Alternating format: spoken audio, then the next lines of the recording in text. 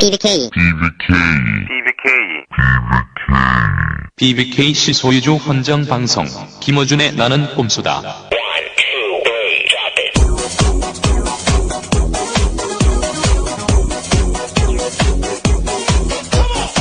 BBKC 소유주 헌정방송 봉주 23회 시작합니다. 근데 정황상 그리고 유족들 그리고 김수철 씨가 계속 자기는 뺏겼다, 강탈당했다 이렇게 얘기하고 있는데요. 네. 근데 법원에서는 강압 부분이 있었다고 인정하기 어렵다 해갖고 패소 판결을 내렸다는 헌납은 아니라고 했습니다.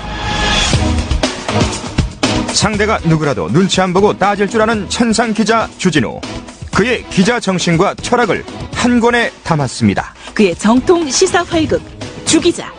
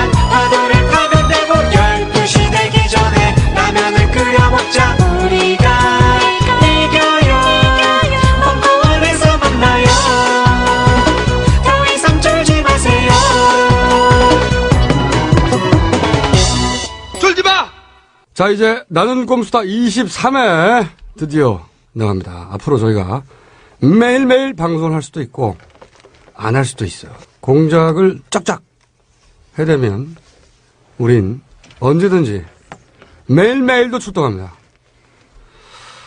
매일매일 하고 있는 것 같은데 공작을. 자, 우선 밀린 숙제를 먼저 털고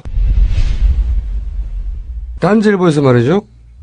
기네스 협회에다가 신청 하나 있어. 이인재 당적 변경 세계 신기록을 인정해달라고 간곡히 호소했더구만. 신청 절차를 본인이 신청하지 않아도 돼요? 기네스 협회 당적 변경 세계 신기록 항목이 없더라고.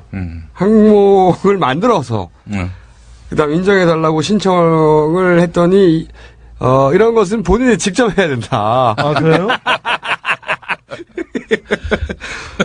그래서 우리가 이인재 전 대표 의원실에다가 요청을 예정입니다. 안녕하십니까. 졸라 비슷해. 탈당 이인재입니다. 저 이인재 당적 변경 세계 신기록을 달성했습니다. 몇 번? 13번입니다. 제가 갔던 당은 전부 대선에서 패배했습니다. 이번에도 임무를 다하겠습니다. 주목받는 사람이 있습니다. 바로 이인재 대표인데요. 네, 이번 새누리당과의 합당으로 13번째 당적을 갖게 됐습니다. 1997년 신한국당 대선 경선에서 이회창 후보에게 패하자 탈당해 정치인의 한 사람으로서 정말 진심으로 사죄를 드립니다. 국민신당을 창당했고 새롭게 나라를 도약 발전시켜 나가겠습니다. 이듬해 김대중 전 대통령이 창당한 새정치국민회의에 입당합니다. 이 시대에 개혁을 성공시키는 것보다 더 큰 대의는 없다는 확신을 갖게 됐습니다. 새정치국민회의가 간판을 바꿔단 새천년 민주당 대선 후보 경선에서 노무현 후보에게 패하자 다시 탈당해 부패한 세력과 급진 과격 세력의 집권 연장 기도를 막아내지 못한다면 자민련 당적을 갖게 됩니다. 현대사의 중심에 자민련이 있고 자민련을 이끄는 김종필 총재님이 계십니다.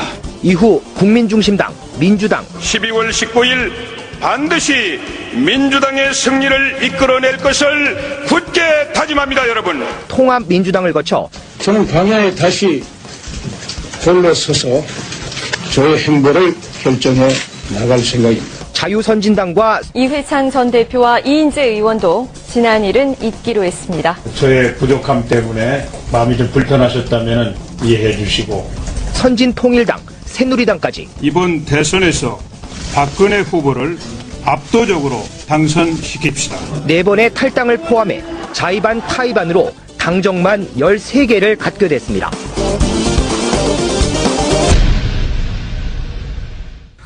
그리고 우리가 터널 김태호 선생으로 네. 임명한 이분께서 창의력 훌륭하신 분이죠. 하반기 최대 히트호를 양산하셨어요. 국민을 마치 홍을 으로만 생각하는 이런 국민사기 쇼는 즉각 중단돼야 된다. 저는 그렇게 봅니다. 연세대의 황상민 교수님께서 생식기 발언을 냈다가 네네 그랬다가 비광 김성주 여사께서 연대에 매일 출근하겠다 뭐 항의하겠다 그러다가 쏙 들어갔어요. 왜 만만한 게 홍호 조씨라고 하는지 아냐? 왜 그래요? 알지. 그게 이제 홍호는 암놈이 맛있어요. 그래가지고 비싸. 크고요. 크고 순놈을 잡으면 적출을 하는 거야. 적출. 잡자마자 배에서 적출해서 버립니다. 그러니까 암컷처럼. 그렇지. 속여서 팔라고.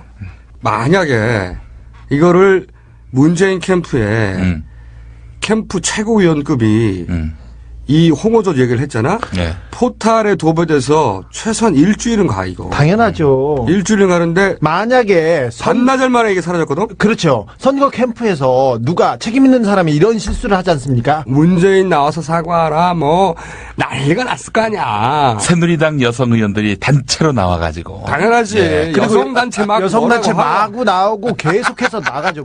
이게 도식입니다. 김용민 때도 봤지 않습니까? 그리고 지상파 8시, 9시 뉴스에 5곡지 나옵니다. 반드시 나온단 말이야. 맨 앞에 5곡지 나와요. 이 어조 사태. 응? 이 어조 사태가 반나절 만에 포털에서의 기사 검색어가 수르륵 사라졌어요. 홍호 김태호 선생님께서 스스로 등장해 주시는 바람에 터널 디도스 건 또 한번 짚어보겠습니다. 새로운 정황이 나왔어요. 이게 새누리당 전 청년위원장 손인석 씨가 젊은 직장인들 투표를 떨어뜨리기 위해서 일부러 터널을 막았다. 창원 터널. 그러면서 공사비 5천, 차량 동원비 5천 그런 진술을 남기고 갔는데 최근에 새로운 증인이 나타났어요. 울산 지역에서 울산 지역에서만 제2시 청년회를 통해서 20명이 전화로 연락을 받고 터널로 달려가서 일부러 교통체증을 일으켰다. 울산 지역에서만 20여 대가 동원됐다. 뭐라고 표현했냐면 이걸 어떻게 알았냐. 나 꼼수라는 데서 나왔다가 나 꼼수는 뭔지는 알거든요. 웃으면서 그거 한 친구가 설마 그럴 리가 있겠나라고 얘기했을 때 그 친구가 웃으면서 사실이다 그러더라고요. 그래요. 예. 그래서 네가 뭐 어떻게 하냐 그러니까 자기가 직접 갔대요. 울산에 한 20명 정도 회원이 갔답니다, 별로. 자기도 딸 태우고 그 터널을 뱅뱅뱅 돌았답니다. 이 증언을 한 사람 말이죠. 자기는 저녁에만 4번을 돌았다. 그 터널을 4번을 돌았다는 거야. 4바퀴 반을 돌았답니다. 4바퀴 반이라고 그랬나? 네. 한 사람이 4번. 네. 그러면은 울산만 20명 아니야. 80번을 졸라 왔다 갔다 한 거 아니야. 최소한. 그때 경찰서에 신고됐던 그런 콜밴 택시가 있었죠. 그 사람들도 왔다 갔다 했습니다. 그러니까 울산에서만 증언을 한 사람만 4번을 왔다 갔다 했고 자기 같은 사람이 20명이 있었고 그것만으로도 막혀. 그렇죠. 그리고 그 짓을 했다는 사람이 나타났어. 이런 새끼들이 모여가지고 무슨 민주주의를 하고 선거를 한다고 숏을 까고 있어, 씨발. 아니.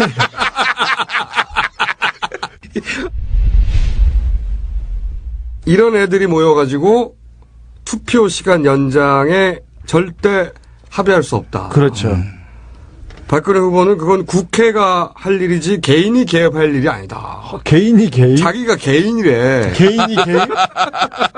자기가 마치 국민들이 투표할까봐 벌벌 떠는 거 아니야. 투표를 두려워하는 사람들입니다. 투표를 두려워하는 집단입니다. 터널 디도스, 선관위 디도스. 이게 무슨 투표 민주주의야. 시간 연장 절대 안 돼. 이게 무슨 민주주의냐고. 투표하는 거를 두려워하는 정당은 결국에는 투표를 없앱니다. 졸라 썰렁하다, 이씨. 김용민 씨가 너무 오르셔서 간 떨어졌어, 이씨. 욕해, 그냥. 안녕하십니까. 야, 이인재.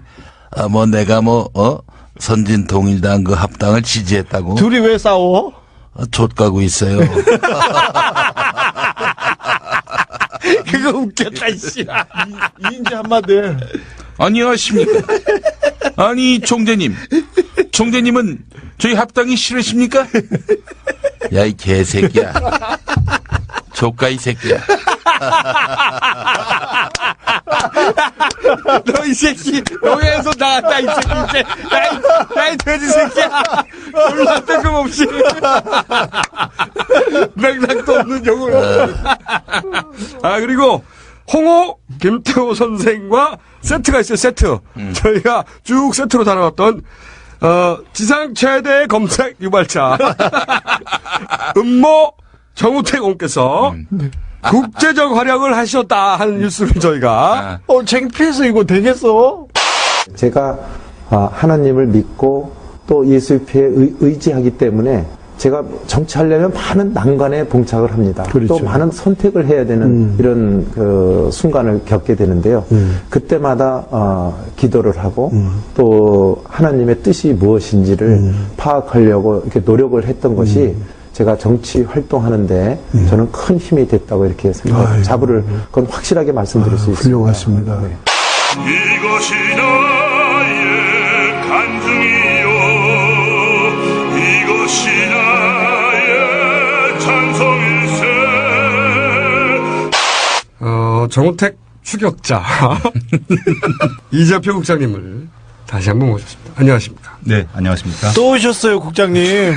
이제 그만 오세요. 이제 그만해야 될 것 같아. 아니, 그렇게 파도 나옵니까?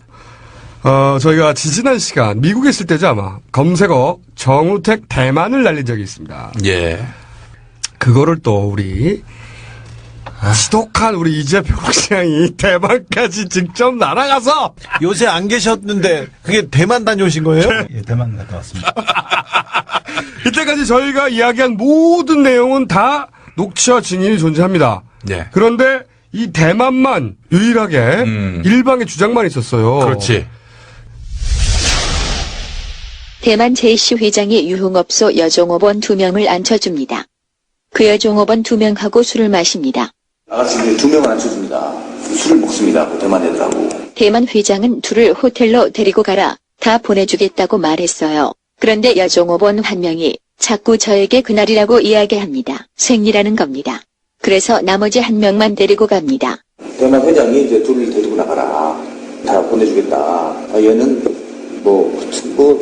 그날이라는 얘기를 이제 저한테 했습니다. 생리라고. 그래서 얘는 빼겠습니다. 그래서 얘만 데리고 이제. 대만 회장이 정우택을 데리고 호텔로 가고 그리고 여종업원 1명을 호텔방에 넣어줍니다. 이제 대만 회장이 호텔로 이제 그 정우택을 먼저 모시고 가고 그리고 내가 이제 그 호텔방으로 넣어줍니다.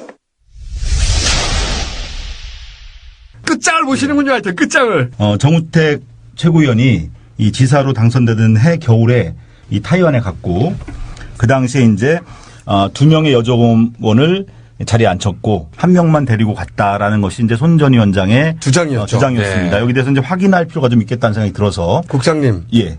지독하십니다. 확인할 필요가 있겠다 싶어서. 그 출장 기록을 확인해 보니까 2006년 11월 26일부터 28일까지 사흘 동안 대만 경제 시찰. 예, 경제를 시찰하러 이제 대만을 갔는데 밤에 경제를 시찰하신 거죠. 예, 그래서 밤의 문화 시찰. 벤츠를 영접했다라는 얘기가 있어서 예. 당시에 이제 벤츠를 동원한 것으로 알려진 인사.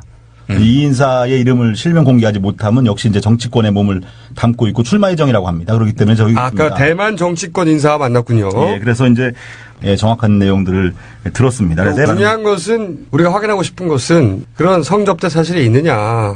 예, 거기에 대해서 이제 분명히 이제 본인이 확인을 했는데 이 타이완의 경우에는 소위 말하는 2차 문화가 한국과 같지 않고 굉장히 드문 경우에 해당되기 때문에 그 흔한 일이 아니라는 거죠. 그래서 기억을 정확하게 하고 있다라는 거고 그렇기 때문에 이제 이 나가기 위해서는 여러 가지 이제 이 쉽게 말하는 화대부터 시작해가지고요 협상이 좀 필요한 그런 그래서 기억하고 있군요. 분명히 지켜봤고 그다음에 이제 최종적으로 역시 지사는 먼저 가고 여정호번은 나중에 이 방식을 택했다는 거죠.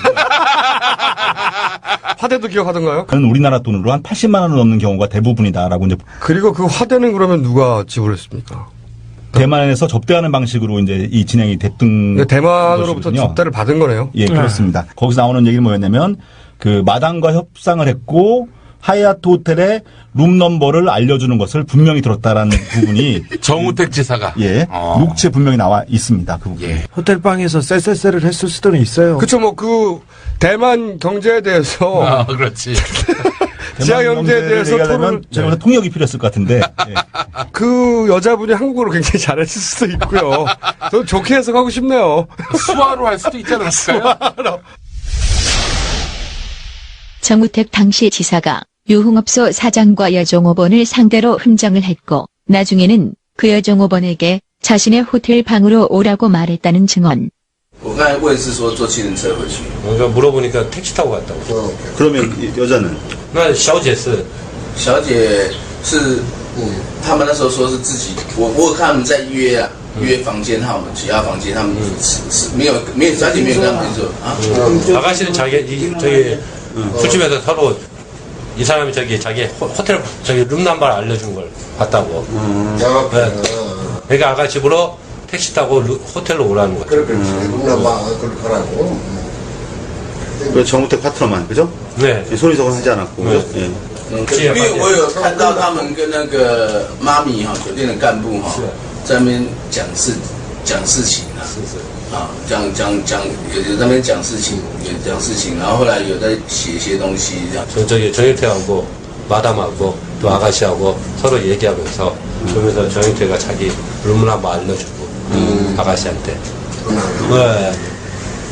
그러니까 정황은 이제 사퇴파는 이제 정우택이가 마담하고 해가지고 자기 룸 넘버 적어주고 이렇게 갔다. 네, 그러니까 마담하고 이미 흥정이 끝난 거죠. 끝난 거죠. 네. 거기서 뭐 정사장이라고 그랬대, 지사라고 그랬대.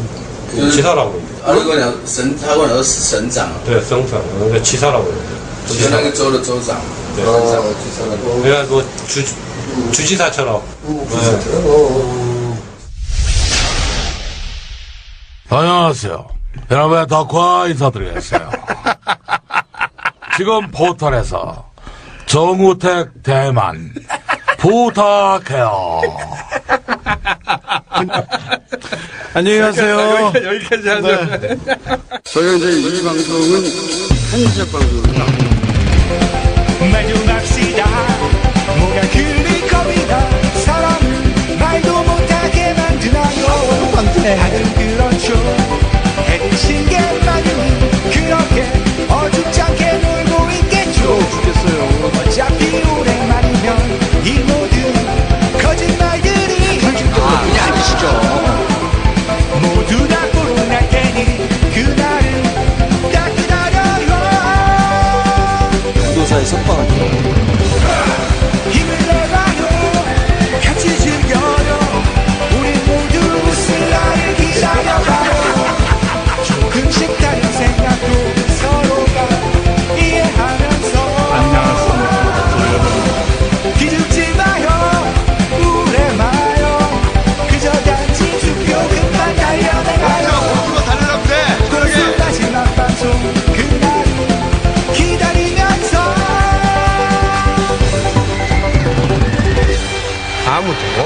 돌지 마!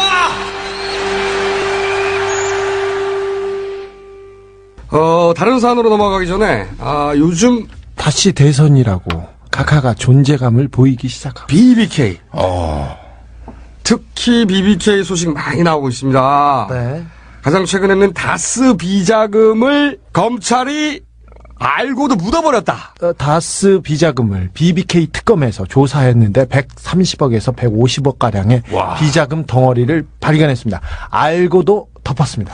이러면 안 되죠. 절대 안 되지. 당시 BBK에서 쟁점 중에 하나가 그거였어. 도곡동 땅을 판 돈이 어디로 갔느냐부터 찾아봤을 때 그게 다스도 연결돼 있었고 BBK도 연결돼 있었어요. 사람들이 다 잊어버렸을 것 같으니까 간단하게 정리를 해보죠. 네. 도곡동 땅 판돈이 다스로 들어갑니다. 네. 그리고 다스에서 190억이 BBK로 들어가요. 네. 그러니까 도곡동 땅이 각각 거면 다스가 BBK가 각각 거예요. 그렇죠. 근데 다스 쪽에서 비자금이 100억대가 나왔어.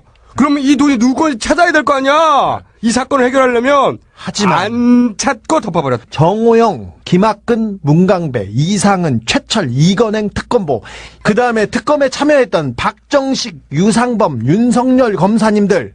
이 얘기가 다가 아니야. 최근에 이제 BBK 소식이 졸라 많이 나왔는데 김경준이 이런 주장했습니다. LK이뱅크에서 이 대통령의 개인 계좌로 49억 원을 직접 송금했다. 그래서 BBK는 이명박 소유다. 이 증거를 검찰이 알고도 덮었다. 이런 주장도 했었습니다. 그리고 옵셔널 벤처스. 네. 이것도 오랜만에 헷갈리기 시작할 겁니다. 네. 옵셔널 벤처스 좀 더 설명하기로 하고. 옵셔널 벤처스 변호사가 또. 네. 메리리 변호사가. 미국 변호사가 한국에 와서 기자회견을 했죠. 네. BBK 관련 소식이 갑자기 퐁퐁퐁 쏟아지고 있는데 이게 다 산발적이기 때문에 이해를 못하죠. 이 사건들이 어떤 의미가 있는지 챙겨서 정리하기 어렵습니다. 그래서 아주 짧게 1분 복습을 해보자면 내곡동을 팔아가지고 그 돈 일부가 다스로 들어가고 다스에서 190억이 BBK에 투자됐어요. 그런데 이 인터넷 금융사업이었잖아. 네. 실패를 한단 말이야. 네. 그러자 옵셔널 벤처스라는 회사를 통해서 주가 조작을 합니다. 네. 옵셔널 벤처스는 그러니까 BBK로 통칭되는 인터넷 금융사업이 실패하자 돈을 회수하기 위해서 주가 조작을 했던 회사 이름이에요. 김경준이 마지막에 이 회사를 통해서 주가 조작을 하고 약 300 몇십억을 횡령해서 도미를 하게 되죠. 그렇죠. 여기까지가 다스, BBK, 옵셔널 벤처스라는 회사의 관계예요. 수많은 피해자는 옵셔널 벤처스에서 나오게 됩니다. 그때 320억가량 될 거야. 320억가량을 횡령해가지고 김경준이 도미를 하는데 이때 굉장히 재밌는 일하고 도미를 합니다. 다스가 190억을 투자했잖아. 그중에 50억은 돌려줘. 졸라 희한해. 존나 친절하게. 어차피 튈 건데 50억은 돌려주고 튀어. 각하를 너무 존경해서 그런 거 아닌가? 그리고 남은 게 140억이에요. 네. 이 140억 우리가 140억 옛날부터 얘기했잖아. 지금껏 얘기했던 140억입니다. 이 140억이 문제예요. 이 140억을 스위스은행에 넣어놨다가 작년에 옵셔널 벤처스와의 소송에서 김경준이 집니다. 졌죠. 그래서 이 140억을 옵셔널 벤처스 투자자한테 돌려줬어야 돼. 그런데 이 돈이 옵셔널 벤처스로 가지 않고 갑자기 우리 각하가 실소유주로 의심받는 다스로 옵니다. 더 중요한 사실은 다스가 140억을 돌려달라고 김경준과 에리카 김한테 소송을 했습니다. 근데 그 소송에서 김경준과 에리카 김이 이겼습니다. 그래서 다스한테는 돈을 돌려줄 필요가 없었습니다. 돈은 그러니까 옵셔널 투자자들한테 돌려줘야 되는데 다스한테 주는 겁니다. 돈을 돌려줄 필요가 없는 다스한테 140억을 돌려준다고. 네. 140억을 그렇게 다스에 돌려준 다음에 에리카 김이 갑자기 한국에 들어옵니다. 그렇죠. 그리고 나서 에리카 김은 모든 혐의를 다 벗고 네. 다시 미국으로 나갑니다. 네. 그때 당시 우리가 이렇게 소설을 썼어요. 140억이 다스로 오고 네. 에리카 김의 모든 혐의를 다 벗겨주고 그리고 김경준을 미국으로 송환하지 않겠는가. 그렇죠. 그런 딜이 있지 않겠느냐는 소설을 졸라 썼지 그때. 소설을 연락에 쓴 게 작년 여름이었죠. 그런데 우리가 하도 떠들어가지고 김경준을 미국으로 송환을 못했어요. 네. 140억 원 왔는데 김경준은 여전히 한국 감옥에 있는 거야. 그렇습니다. 그러자 새로운 상황이 발생했어요. 최근에 김경준은 열받았을 거 아니야. 만약에 그때 딜이 있었다면. 네. 그렇지. 최근에 이 140억에 대해서 다스를 상대로 그거 도로 토해내라는 소송을 준비하고 있다고요. 소송을 준비하고 있다고 발표를 했습니다. 재밌는 것은 김경준이 졸라 재밌어 이거. 김경준이 그러니까 이명박 대통령 주변과 이면 계약이 있었을 거 아닙니까? 돈 돌려주고 만약에 우리 소설이 맞다면 네. 이면 계약이 있었을 거 아니야. 그 얘기도 하신답니다. 매우 재밌는 상황이에요. 네. 자, 그렇다면 과연 우리가 소설을 쓴 대로 실제 딜이 있었을까? 네. 여기에 대해서 옵셔널 벤처스의 변호사 메리리 변호사. 자, 메리리 씨의 이야기를 들어보시죠. 변호사님, 핵심만 간단히 말씀하시죠. 140억이 다스로 건너가고 그 다음에 에리카하고 김경준을 풀어준다. 이런 합의는 에리카하고 누구하고 한 겁니까? 김백준, 김재수 그 두 사람이 앞에서 뛰었고요. 네. 그 뒤에 합의 라인에는 이제 그 이상득 전 의원이나 네. 이런 모든 합의 과정에서 참가를 했다고 생각을 해요. 네. 스위스 은행에 있는 돈을 찾기 위해서는 미국 연방 법원에서 몇 가지 절차가 필요했을 거 아닙니까? 합의나. 그리고 원래는 그래요. 근데 그렇게 하지 않았어요. 모르게 했어요, 법원을. 법원 모르게 그냥 한 겁니까? 법원 모르게 본인들끼리 말하자면 그런 음모를 한 거예요. 네. 법원도 모르고 그다음에 연방 검찰이 모르는 것처럼 하는 상태에서 저는 몰랐다고 생각하지 않아요. 연방 검찰은 그러니까 미 법무부나 연방 검찰은 사실은 알았다고 생각하는데요. 일부 어떤 사람이 그거를 왜 공식적으로는 우리는 모르는 것처럼 하자 이렇게 하는 거 있잖아요. 네네. 아시겠죠? 예. 그러니까 문제가 될 수 있으니까 우리는 모르는 것처럼 하자. 너희끼리 알아서 한 것처럼 하자. 이런 식의 방향으로 잡혔다고 저는 알고 있어요. 이상득 의원도 그러니까 네. 이 부분에 대해서 깊숙이 연관이 돼 있습니까? 그게 저는 전혀 아닌 줄 알았는데요. 네. 이상득 의원이 알고 있었을 뿐 아니라 김백준 씨가 관여를 했기 때문에 결국은 그 사람들이 다 하나의 커다란 조직 체계라는 거를 제가 그런 임프레션을 받았어요. 그러니까 간단하게 요약을 하면 다스가 140억을 돌려받을 때 네. 에리카 김과 이상득 전 의원이 만났다고 이상득 전 의원의 미국에 있는 지인으로부터 들으셨고 네. 그 전에 그러니까 네. 그거 돈을 가져가기 전에 그리고 당시 연방 검찰이 이를 알고도 묵인한 것으로 보인다.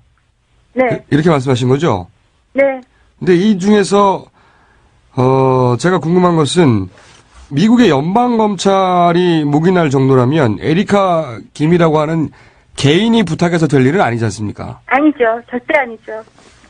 어떤 권력이 작용한 것으로 추정되는데 그렇죠. MB 정부 하에 누군가가 이 사건에 연루되었다고 보시는 거죠? 네, 그렇죠. 그게 누군지는 알고 계십니까 혹시? 말씀하실 수 없다 하더라도?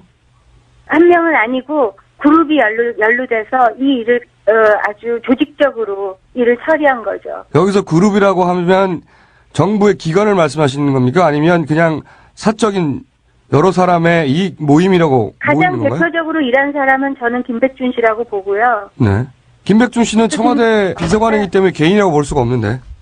그런데 그분이 그런데 이거를 그 공직에 있으면서도 역시 여기서 돈을 가져가는 문제는 주도적으로 리드를 했다고 봅니다. 김백준 씨가 그냥 심부름을 한 것입니까? 아니면 국가기관의 정부의 힘을 이용한 겁니까?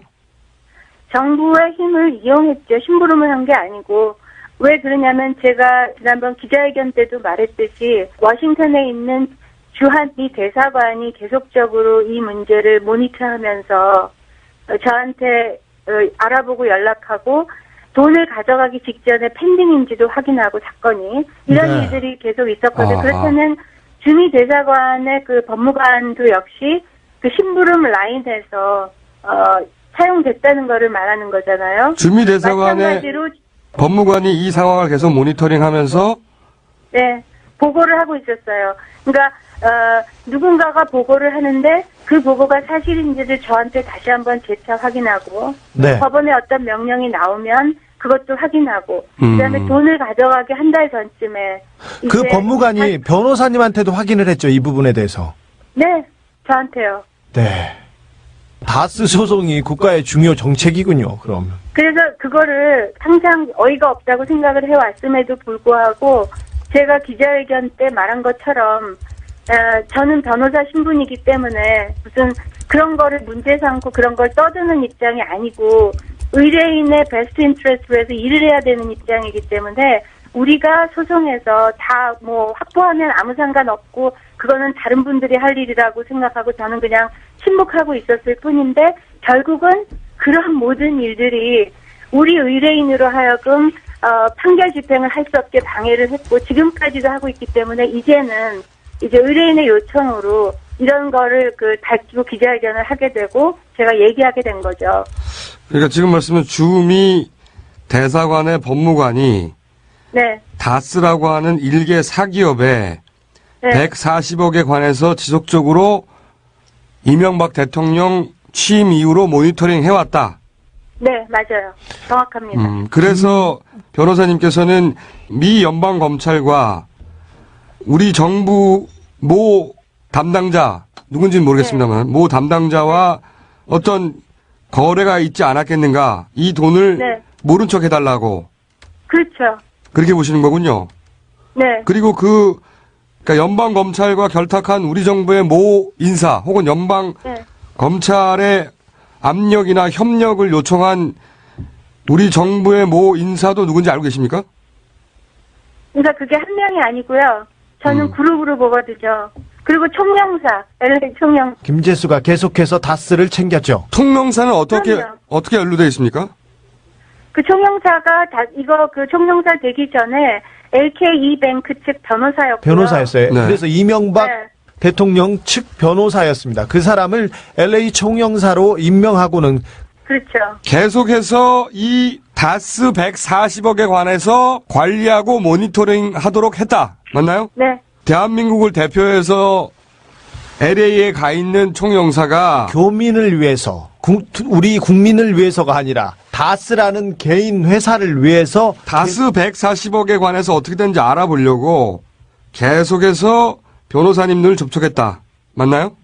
수차례에 걸쳐서 접촉이 있었고요. 네. 그 다음에 그분이 그 변호사를 할 때 그분의 어소시에이트로 있던, 그렉 리라는 변호사가 있어요. 미국 변호사가. 네. 김재수 씨하고 항상 10년 이상 같이 해온 변호사였거든요. 네네. 그래서 김재수 씨가 총영사가 되면서부터는 그 그레고리 리라는 그 변호사가 지금도 다스의 변호사 일을 하고 있어요. 아, 정말 나쁜 놈들이군요. 그러니까 이 140억을 돌려받으려고 BBK 계열사의 변호사였던 사람을 총영사로 임명하고. 그렇죠. 그리고 대사관의 법무관을 통해서 계속해서 이걸 관리하고. 그리고 에리카 김과 이상득 전 의원이 만나기도 하고. 그리고 청와대에 김백준 비서관은 미국에 날아가서 이 문제를 해결하기도 하고. 네. 네. 정말. 대통령이 자기 돈 돌려받으려고 국가 권력을 충실히 이용했네요. 충실히 이용했죠. 네. 하여튼 불법은 성실해, 진짜. 저희가 그 다스를 소송해서 아주 어려운 싸움을 하고 있는데 그 법정에 나올 때 예를 들면 에리카 김이나 이보라 씨하고 다스 측하고는 한 그룹이 돼서 자기들끼리 미리 미팅하고 커뮤니케이션하고 웃고 깔깔거리고 그다음에 옵셔널을 상대로 싸우고 있죠. 지금까지. 그러니까 피해자들 소액 주주들과 반대편에 에리카 김 측과 이명박 측이 같이 손잡고 대응하고 있다. 이렇게 봐야 되는 거죠. 그럼요. 지금도.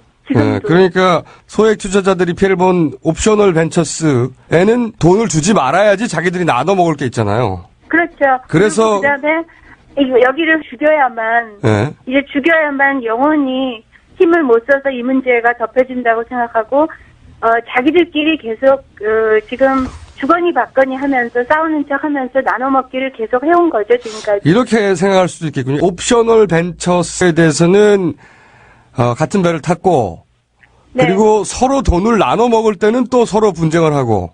그렇죠. 정확한 아주 너무너무 정확한 진단입니다. 제가 본 책은 뭐를 봤냐면 김머준 선생님의 선생님, 네. 감사합니다. 뭐죠? 닥치고 정치. 네. 쓸데없는 책이죠. 거기에 나온 부분을 봤고 거기에 나온 거는 정확하다고 봅니다. 그렇군요. 저의 추적이 맞았군요, 역시. 네. 깔때기 한번 들이대고요. 이 옵셔널 벤처스의 미국 현지 변호사. 그렇죠. 피해자들의 변호사입니다. 주가 조작으로 수많은 사람들에게 피해를 준 BBK는 누구의 회사인가? 바로 그 피해자들을 이 옵셔널 벤처스라는 회사를 통한 주가 조작으로 양산한 거예요, 피해자들을. 그렇죠. 그 피해자들을 대변하는 미국에서의 변호사 메리리의 증언이었는데 그 BBK 관련 회사를 변호하던 변호사를 LA 총영사로 임명했습니다. 임명을 하시는 놀라운 꼼꼼함을 선보이셨고 그리고 그 대사관의 직원 법무관을 통해서 이 사건을 계속 관리하고 그리고 형님 네.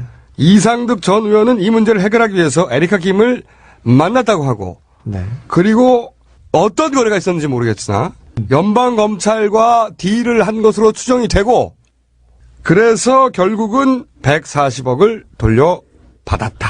네. 우리 각하가. 네. 각하 만세! 돈은 이렇게 벌어야 한다. 이 140억만 포기했어도 사실은 BBK는 영원히 묻힐 수 있었어요. 하지만 140억이 우리 각하를 다스를 BBK와 묶는 고리를 연결합니다. 140억을 포기 못하시는 우리 각하의 이 놀라운 욕망 덕분에 돈에 대한 순수한 욕정 이 사건은 여전히 살아남아서 계속될 것입니다. 우리 각하 퇴임 이후에도 계속될 것이고 이 사건은 저희가 각하 퇴임 이후에도 이 사건만은 저희가 추적을 하겠습니다.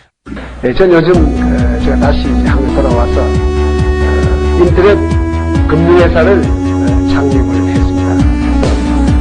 금년 1월 달에 이 BBK라는 투자 자문회사를 설립을 하고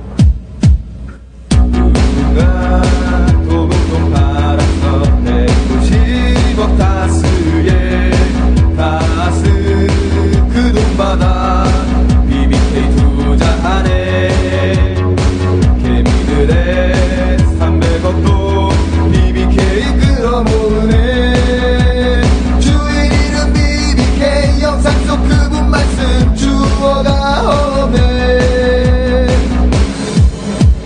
각하는 모르는 주가 조작 BBK 주어가 없지만 내가 만든 BBK 주가 조작 BBK라는 투자 자문회사를 설립을 하고 자, 사실상 BBK 제2라운드가 시작된 겁니다. 우리 방송의 모토가 BBK 실소유주 헌정방송입니다. 그렇습니다. 네. 저희가 각하한테 불충한 점 그동안 각하께 소홀해하였어. 네. 요 사건 저희가 전문가란 말이죠. 이 사건 때문에 우리 정봉주 의원이 감옥 간 겁니다. 그리고 요 사건 저희가 절대 소홀할 수가 없죠. 네. 이 BBK는 반드시 재수사돼야 된다. 네. 만약에 BBK가 재수사되지 않는다. 저희가 BBK 특집 방송 따로 만들지 몰라요. 그것만 BBK만 수사하는 방송. BBK 특검 방송. 우리 각하가 짱깨집 히레등 사장 울린 사건 뭐 그런 거 많거든요. 잘잘한 거. 자, 그리고 각하 얘기 나왔으니까 내곡동 특검에 대해서도 짧게. 아이고, 다 요거 얽혀있는 문제야. 왜냐면 내곡동 특검 말이죠. 디도스 특검과 함께 저희 방송에서 터뜨린 사건 중에 특검으로 연결된 두 번째 사건입니다. 요거 주진우 전문 영역입니다. 특검이 끝이 났어요. 그럼 네. 모든 게 끝났느냐? 아니다. 네. 진짜 특검은 시작조차 하지 않았다. 네. 이 말을 하고 싶습니다. 30일이었습니다. 역대 최단기간 특검이었습니다. 그리고 특검 영장을 거부해서 특검이 중단된 건 또 처음이었습니다. 자신과 관련된 범죄 수사를 하는데 이제 그만! 내 죄는 그만 물어라! 뚝 끊어진 거 아니야. 그렇죠. 그러면 진짜 좋겠어. 이건 정말 말도 안 되는 14일이 특검이 마지막 날이었지 않습니까? 근데 13일 날 김인옥 여사의 서면 진술서가 도착합니다. 그리고 13일 날 그동안 계속 아프다 뭐하다 했던 그 이상은 씨 부인 박 씨도 그날 서면 조사를 보냅니다. 서면 진술서를. 조사에 응할 생각이 없었죠. 무조건 아프대. 이상은 아프다고 다리 절고 지팡이 들고 나왔지 않습니까? 뒤에 가서는 멀쩡하게 잘 걸어 다녔다는. 뭐 하늘이 도와주시는 거지. 네. 기적의 치유 이런 거지 뭐. 네. 기적의 치유. 이상은 씨 부인 몸이 안 좋아서 특검에 나올 수 없다 이렇게 계속 얘기했는데 그때 그 시간에 다른 데에서 회의하고 있었습니다. 제가 그거 공개할 수도 있습니다. 마음이 안 좋은 게 몸이 아픈 거라고 하는 거야, 그 사람들은. 아니 근데 그 사람들은 야, 몸이 아파도 회의할 수 있잖아. 야 이해하자. 근데 그 사람들은 하나같이 앞에서 마구 막 거짓말을 해버려. 이시영 씨가 청와대에서 점심을 먹고 구이동에 갔다 와서 5시에서 7시 사이에 또 밥을 먹었다. 이렇게 얘기했는데 구이동에 이상은 씨한테 돈을 받으러 갔을 때 그 시간에 이시영 씨는 주식 투자를 하고 있었어요. 그리고 5시에서 7시 사이에 청와대에서 밥 먹었다고 했지 않습니까? 그때 이시영 씨는 그 학동 사거리에 있는 마켓오라는 패밀리 레스토랑에서 밥을 먹고 있었어요. 그때 두부 카르파치오, 안심 스테이크 먹고 있었어요. 그 썰어 먹고 있었어요. 그리고 조금 있다가 썰어 먹었는지 그냥 먹었는지 디테일을 분명히 해. 네, 썰어 먹었어요. 그리고 그 다음에 청와대에 있었던 시간에 단란주점에 가서 우리 이시영 씨 노래 부르고 있어요. 드렁큰 타이거 굿 라이프. 그 노래를 불렀다고? 네. 한 잔 두 잔 비워내는 술잔 혀를 지나 목구멍으로 넘어가는 순간 너무 잘 불렀어. 리쌍 노래 앵콜 받았어요. 앵콜 받았어. 네, 진짜 말하기 싫은데 근데 이시영 씨가 그 얘기를 분신술을 하나 보지. 분신술. 아니 홍길동 그때 사람이 이렇게 그러면 부족해. 자 특검에서 나왔던 말이 다 거짓이었지 않습니까? 그래서 다시 이시영 씨한테 물어봤어요. 그런데 뭐라고 했냐면요. 다 그렇게 했다는 거예요. 이런 다른 정황 증거들 네. 혹은 물증들이 있는데 겹쳤는데도 왜 이것이 서로 다르냐 물어봤더니 아니 했다. 청와대에서 밥도 먹고 바깥에서도 먹었고 여기에서 있었고 거기에도 있었고 시간이 겹치는데 네. 그게 분신술 아니야 분신술. 그 집안은 아주 유체 이탈이 네. 아주 일상화되어 있는 아니 집안이야. 앞에 대고 그렇게 거짓말을 합니다. 집안 도술이 있어. 분신술이라고. 그랬어? 집안 도술이 있단 말이야. 자, 특검이 한계에 부딪혔기 때문에 네, 매우 고생하셨어요. 저희가 따로 사검을 시작하겠습니다. 사검을. 그 중에 이제 첫 번째가 2008년부터 지금까지 연봉 전액을 저금해도 약 한 2억 원 정도밖에 모을 수가 없어요. 근데 이시영 씨가 2년 전에 6억 4천짜리 전세를 계약을 했다 하는 것이 또 우리 주진우의 지독한 취지에 걸들고 말았어. 이분이 2010년 3월부터 삼성동의 힐스테이트에 사셨어요. 그래서 제가 그 앞에 있는 스타벅스를 단골집으로 삼아서 앉아 있었어요. 근데 저는 돈 문제를 거론하기 전에 일단 계약서는 이시영 씨 본인 이름으로 되어 있는데 네, 본인이 썼습니다. 등기부 등본은 이름을 안 올렸어. 네. 그러니까 자신이 그런 재산을 가지고 있다는 것을 숨기려고 했던 거죠. 그렇죠. 여기까지는 분명합니다. 네. 법적인 문제는 네. 변호사들이 따져주세요. 네. 자, 그리고 돈 문제로 넘어가. 돈 문제로 넘어가 볼까요?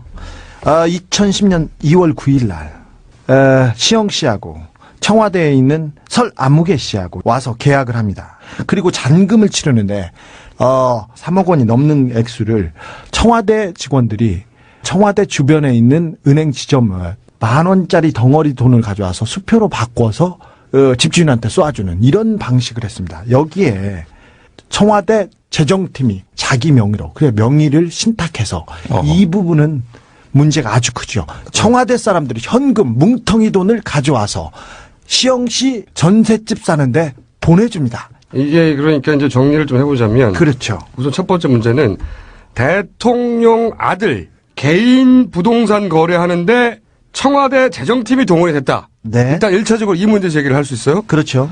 청와대 재정팀이라는 게 이 국가 공기관의 살림을 하라고 있는 거지. 대통령 아들 집 사주라고 있는 데가 아니거든. 그렇죠. 대통령 아들 살림 챙기라고 있는 데가 아니에요. 일단 여기서 문제 제기를 할 수 있고, 그보다 훨씬 더 큰 문제는 뭐냐면 네.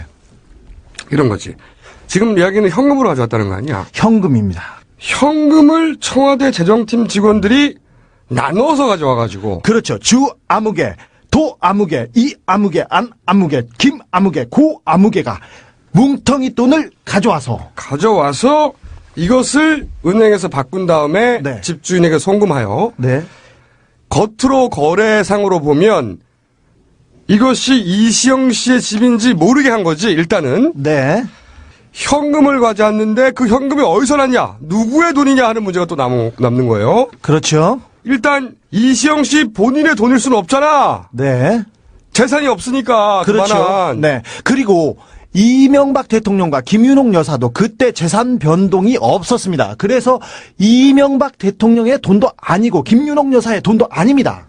공식적으로는. 네. 그런데 이명박 대통령 혹은 부인의 돈이라고 해도 문제가 되는 거지. 그렇죠. 이라고 해도 돈을 어디다가 쟁여놨다가 현금으로 가져와서 전혀 드러나지 않게 줬다는 것이고, 이명박 대통령의 돈이 아니라면 더 큰 문제가 되는 거고. 그렇죠. 내곡동 땅을 샀을 때 뭉텅이 돈이 나왔습니다. 근데 그 돈은 이상은 씨가 장롱 속에서 있었던 6억 원이다. 그렇게 해가지고 빠져나갔습니다. 하지만 이번에는 청와대 직원들이 동원돼서 돈을 보냈습니다. 명의를 신탁한 채.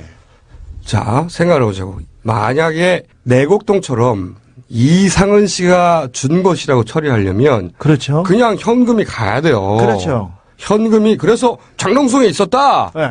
이렇게 말을 해서 빠져나갔는데. 그렇죠. 의심은 가지만 장롱 속에 있었다고 잡아낼 수가 없잖아. 그렇죠. 현금이어서. 그런데 이번에는 현금이 어딘가에서 나왔어. 그런 다음에 그 돈을 청와대 재정팀 직원들이 수표로 바꿔서 그 돈이 추적이 안 되게끔 한 거지. 그렇죠. 왜냐하면 청와대 직원들이 자기 이름으로 바꾸면 그 청와대 직원이 바꾼 것처럼 된단 말이야. 돈 세탁이 나온 겁니다, 이게. 그러니까 이게 국가 공무원들이 직접 현금을 어디선가 가져와서 기본적으로 증여세 포탈을 도왔어요. 그것이 이명박 대통령의 돈이라 하더라도 증여세는 포탈됐고, 그리고 그 돈의 출처를 숨기기 위해서 돈 세탁을 했다고 졸라게 추정할 수밖에 없는 것이. 돈 세탁을 했어요. 이게 돈 세탁이 아니면 뭐야? 그렇죠. 주인이 누군지 모르게 하는 게 돈 세탁이야. 그걸 청와대 재정팀 직원들이 자기 이름을 빌려줘서 돈 세탁을 했다는 거 아니야, 이게? 아, 그렇습니다. 이게 말이 돼? 청와대. 국가를 운영하라고 만들어진 조직입니다. 공무원들입니다. 그런데 이 사람들이 사익을 위해서 동원됐습니다. 그래서 범죄에 동원됐습니다.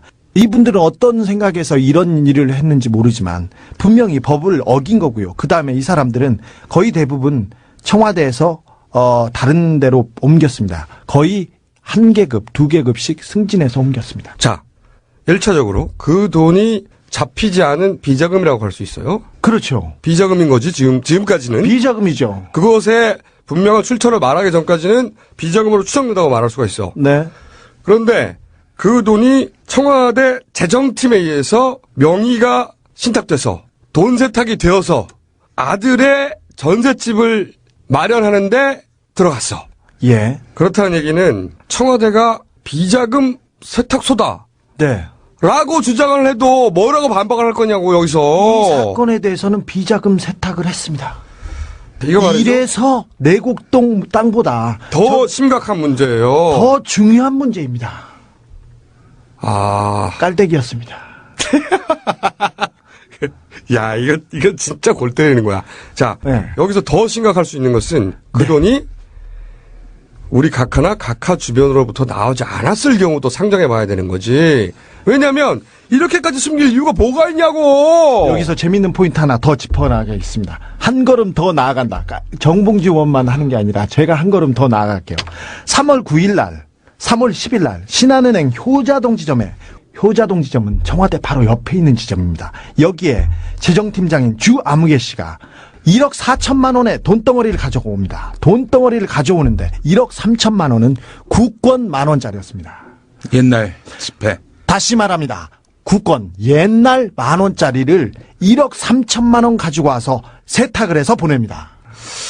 요거 이제 보통 이제 이 국권이 나올 때는 오랫동안 어디다가 짱 박아놓고 쌓아놓은 그렇죠. 숨겨둔 돈이 튀어나오는 거거든요. 일반인이 국권을 쌓아놓지는 않죠. 그렇죠. 이게 지금 돈이 바뀐 지가 언제고 지금 국권 구할 수 없어요. 네. 시중에서 존나게 짱 박혀있던 돈이 퐁 튀어나와가지고 청와대 재정팀을 통해서 다닥 세탁이 된 다음에 처리가 되었다. 네.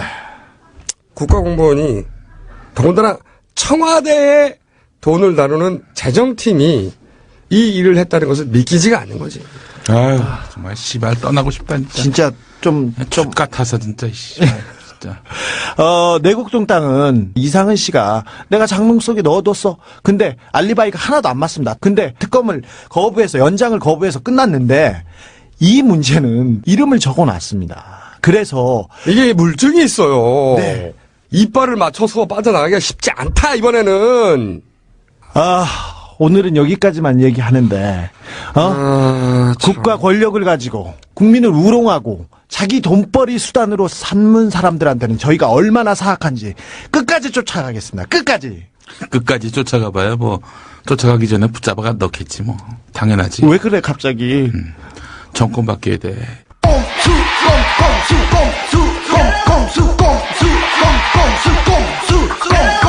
이거 다 거짓말인 걸 아시죠? When I say 꼼, you say 수, 꼼수, 꼼수. When I say 꼼, you say 수, 꼼수, 꼼수. When I say 꼼꼼, you say 수, 꼼꼼수, 꼼꼼수. When I say 꼼꼼, you say 수. 1, 2, 3, go. 강경경 경제 대통령, 불도저 대통령. 어느 누가 막을 수 있나? 우리가 꼼꼼한 스킬을 사람들은 꼼수라 칭하네. 서민물가 쌈 싸먹고 시장국밥 말아 드시고 잊지 마라 각하께서 아직 배가 고프시단다. 쌈 싸 드셔도 말아 드셔도 그 속에는 각하의 기쁜 뜻이 꼼수 쓰시네. 디테일하게 들어봐요. 나는 꼼수다. When I say 꼼, you say 수, 꼼수, 꼼수. When I say 꼼, you say 수, 꼼수, 꼼수. When I say 꼼꼼, you say 수, 꼼꼼수, 꼼꼼수. When I say 꼼꼼, you say 수. 1, 2, 3, go. Your voice be ambitious. 야매 흐셔 ambitious. 투자 유지한다더니 달달 떨리는 우유 주머니. 땅을 파봐라 돈이 나오나 강을 넓혀라 돈이 나오나. 짠말 말고 가까워지니까 그럼 너는 세상을 나가줘.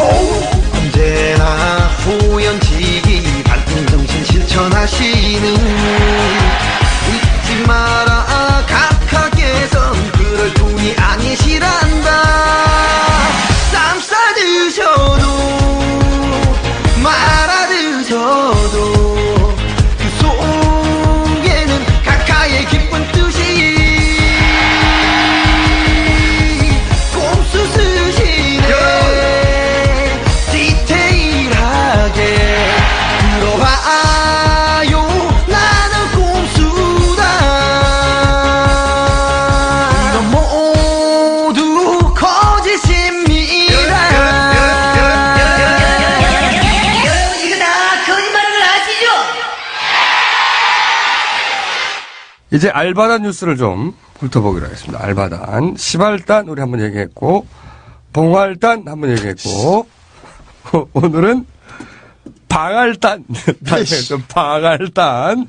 방송 알바단의 대표주자, MBC 뉴스 소식을 저희가 좀 전해드리겠습니다. 방알단 소식, 조 기자. 방할단의 활약상에 대해서 좀. 아, 요새 활약상이 너무 대단해서. 너무 대단해. 얼마 전에 대선을 앞두고 여러 계층의 국민들의 목소리를 담는다고 했는데 저거 웃겼어. 자막으로 사람 이름이 아니라 환자, 할머니, 할아버지. 그래서 근로자, 회사원. 야, 회사원과 근로자의 차이는 뭐야? 의도가 뭐였대? 야, 진짜 골 때리는 게 뭔지 알아? 직업을 쭉 나열할 수도 있긴 하잖아. 네. 응? 뭐 선생님, 의사 네. 이런 식으로 꼭지의 속성에 맞게끔 직업을 나열할 수도 있는데 생각해 보면 직업을 나열하는 것도 아니야. 회사원, 직업을 나열했나 했는데 할아버지, 환자, 뭐 죽을 때까지 환자야? 야, 환자는 상태 아니야, 상태. 기본적으로 아무런 일관성도 없고. 그리고 기본적으로 뉴스나 그 저널리즘을 전혀 모르는 사람이 아니, 뉴스를 근데 만들어서 첫날 그래. 봤어요, 뉴스를. 야. 뜬금없이, 지금 서울의 밤은 어떤지 알아보겠습니다. 서울의 밤? 잠실 상공에 헬기가 나가 있습니다. 해서 헬기로 서울 야경 비춰주고 수산시장 연결하고 끝. 뭐야, 도대체 이거는. 서울의 밤은 어떤지, 야, 그 다음날은 서울의 물속은 어떤지 알아보겠습니다, 이씨. 그런 거 안 나왔어?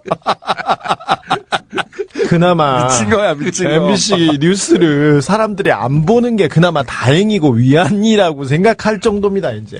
방할단의 황당사고. 약간 짚어주고 넘어가야 됩니다. 11일 날이었습니다. 우리 양승은 아나운서가 신의 계시를 받고 그렇죠. 이제 노조를 네. 탈퇴해서 MBC 8뉴스 8시로 바꿨어요. 8시로 갔어요. MBC 8뉴스로. 네, 거기서 양성은 아나운서가 이렇게 얘기합니다. 다시 뭐라고? MBC 8뉴스. SBS 8뉴스예요. 네. MBC 8뉴스. 아, 나 참. 그 양승은 이분이 이렇게 얘기합니다. 이번에는 대통령 선거를 석 달 정도밖에 남지 않았는데도 유력한 후보들이 확정되지 않은 상황을 반장 선거에 빗대 비평합니다. 이게 뭐가 문제냐면 9월 16일 날 똑같은 멘트를 했어요. 9월 16일 날 방송에서 대통령 선거가 석 달밖에 안 남았는데 유력한 후보들이 확정되지 않은 상태에서. 이번에는 대통령 선거가 석 달 정도밖에 남지 않았는데도 유력한 후보들이 확정되지 않은 상황을 반장 선거에 빗대 비평합니다. 9월 16일 날 방송에서 이렇게 똑같은 멘트를 했어요.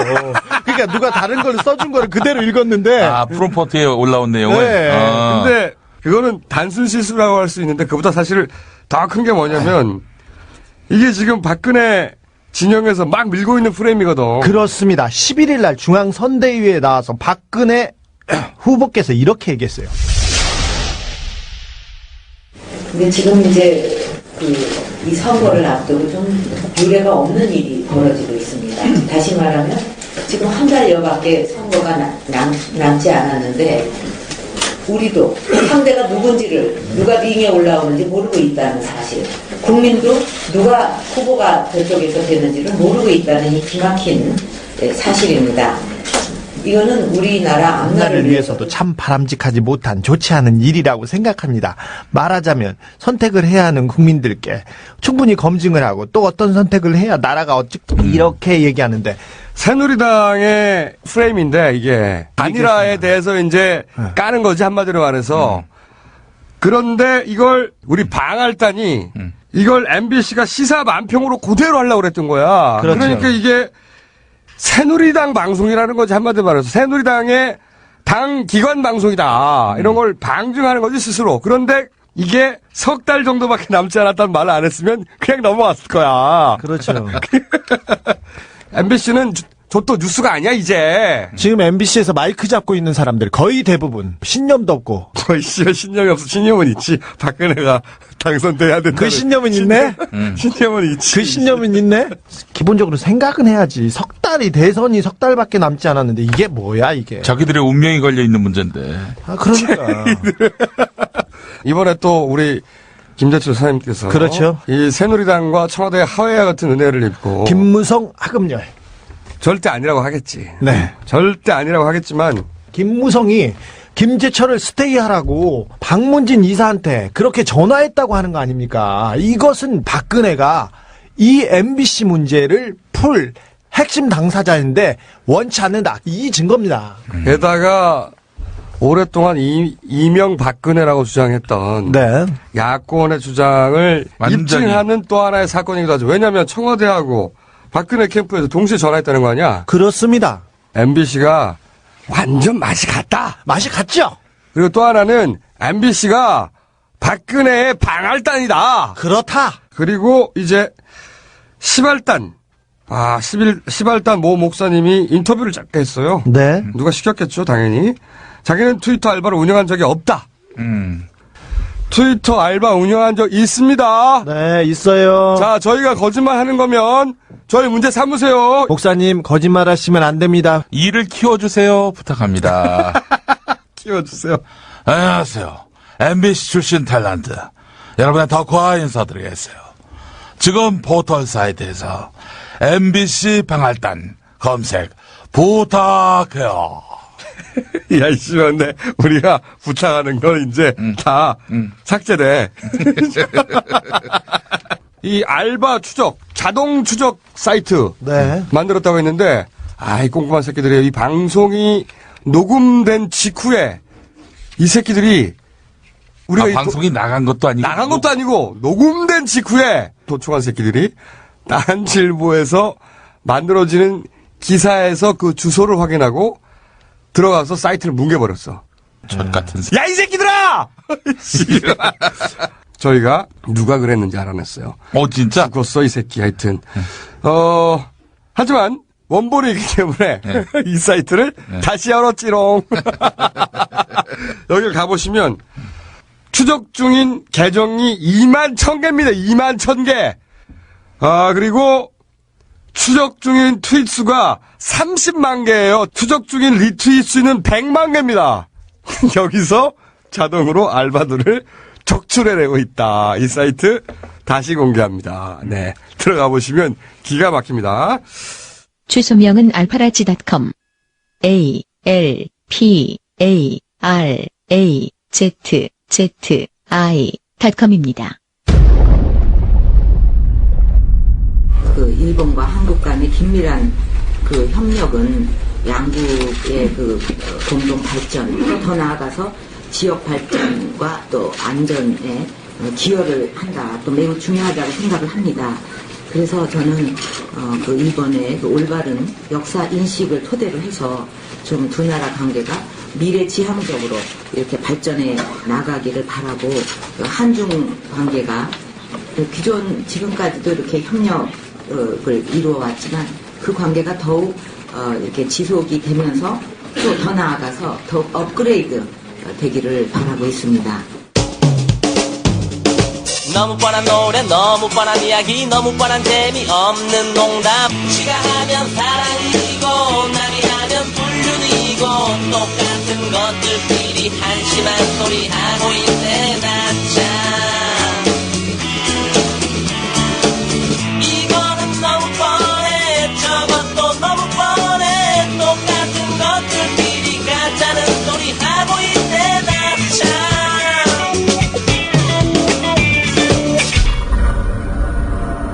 우리 박근혜 후보께서 한 달도 안 남았는데 후보들이 결정이 안 돼서 국민의 알 권리를 충족시키지 못하고 있다고 이런 프레임을 들고 나왔잖아. 구라를 치면서. 그런데 본인이 국민의 알 권리를 위해서 얼마나 잘 활동하고 계신지 그걸 또 저희가 짚어보겠습니다. 그럼. 공공 부문부터 솔선을 수범해가지고.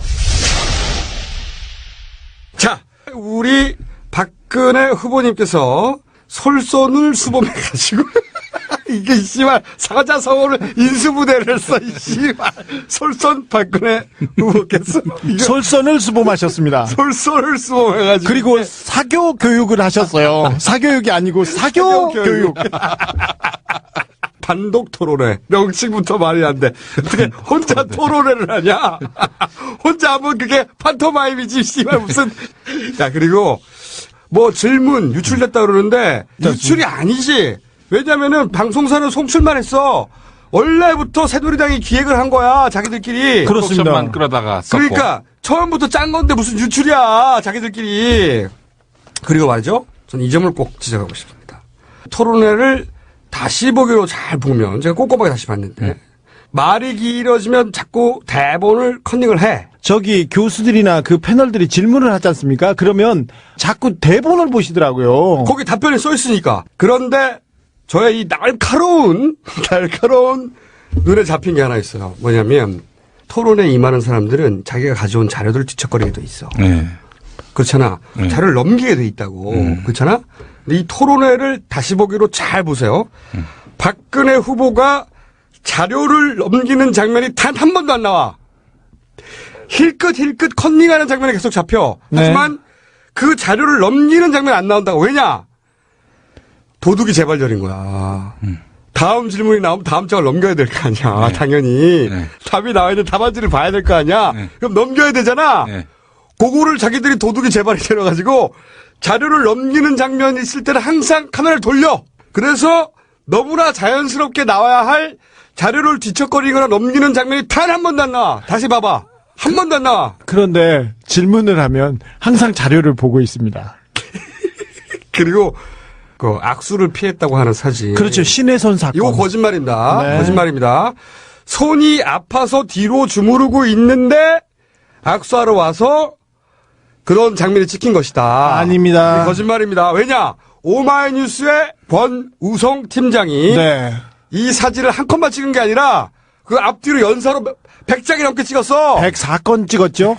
그래서 동영상처럼 쫙 연결해놨어요. 네, 동영상처럼 보입니다. 그래서 실제 어떤 유권자가 다가오니까 손을 뒤로 해. 빼요. 뺐죠. 그러니까 손이 아파서 뒤로 하고 있는데 그 사람이 온 게 아니야. 왜 이 작은 걸 거짓말을 하냐고. 핑클 노래에서 핑클 춤을 추듯 손을 뒤로 빼서 뒤로 뺐다가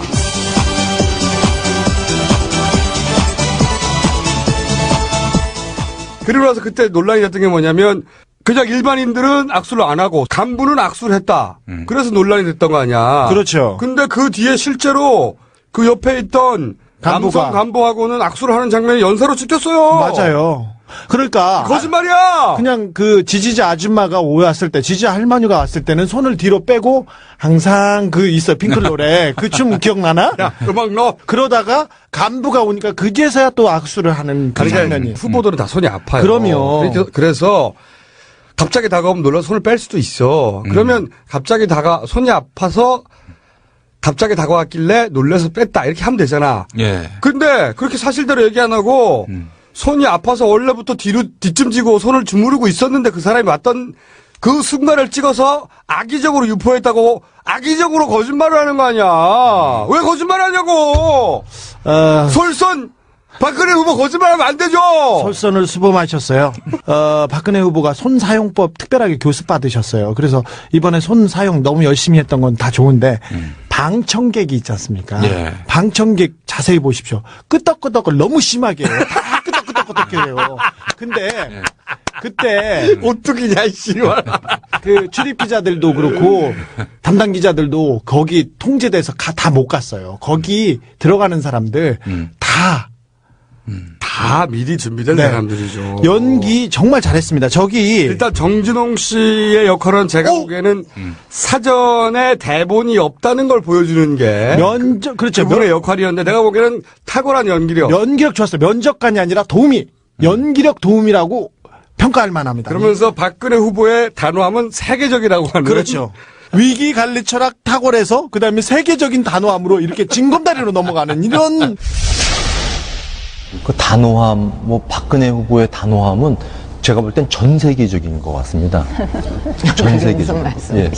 좀 진심으로 하는 얘기입니다. 정진홍 중앙일보 논설위원인데, 박정희 전 대통령에 대해서 너무 빨아주는 그 사설을 너무 많이 써가지고 노무현이 박정희를 이길 수 없는 이유 2005년에 썼는데요. 노무현 대통령이 2005년 1월에 경제에 모든 거를 걸겠다고 얘기했어요. 그러니까 노무현은 토끼고 박정희는 거북이다. 그래서 거북이가 이긴다. 말도 안 되는 이런 얘기했었어요. 그다음에 사람 마인드가 동화적이고 아름다움 그럴 수도 있는 거야. 동화적이네. 굉장히 논리가. 그래, 동화적인데 또 그 양반이 우화적이네. 얼마나 빨아주는지. 와, 그 중앙일보 내에서 기자들이 창피하다고 할 정도였어요. 연기력은 탁월했어요. 자, 그건 인정해 주겠다. 두 번째로 연기력이 탁월했던 건 내가 보기에는 사회자예요. 아니야, 이 사람은 사회자가 아니고 호위무사야. 아니, 나는 이렇게 대본 플레이를 하고 있는데 팽팽한 긴장감이래. 팽팽한 긴장감. 이 양반이 걔가 정말 웃겨가지고 그때 흘렀던 유일한 긴장감은 우리의 솔선 박근혜 후보께서 대본을 틀릴까봐 박근혜 캠프에서 팽팽하게 긴장했지. 유일하게. 트윗에 이런 글이 떴습니다. 사회자의 가족이 볼모로 잡혀 있답니다.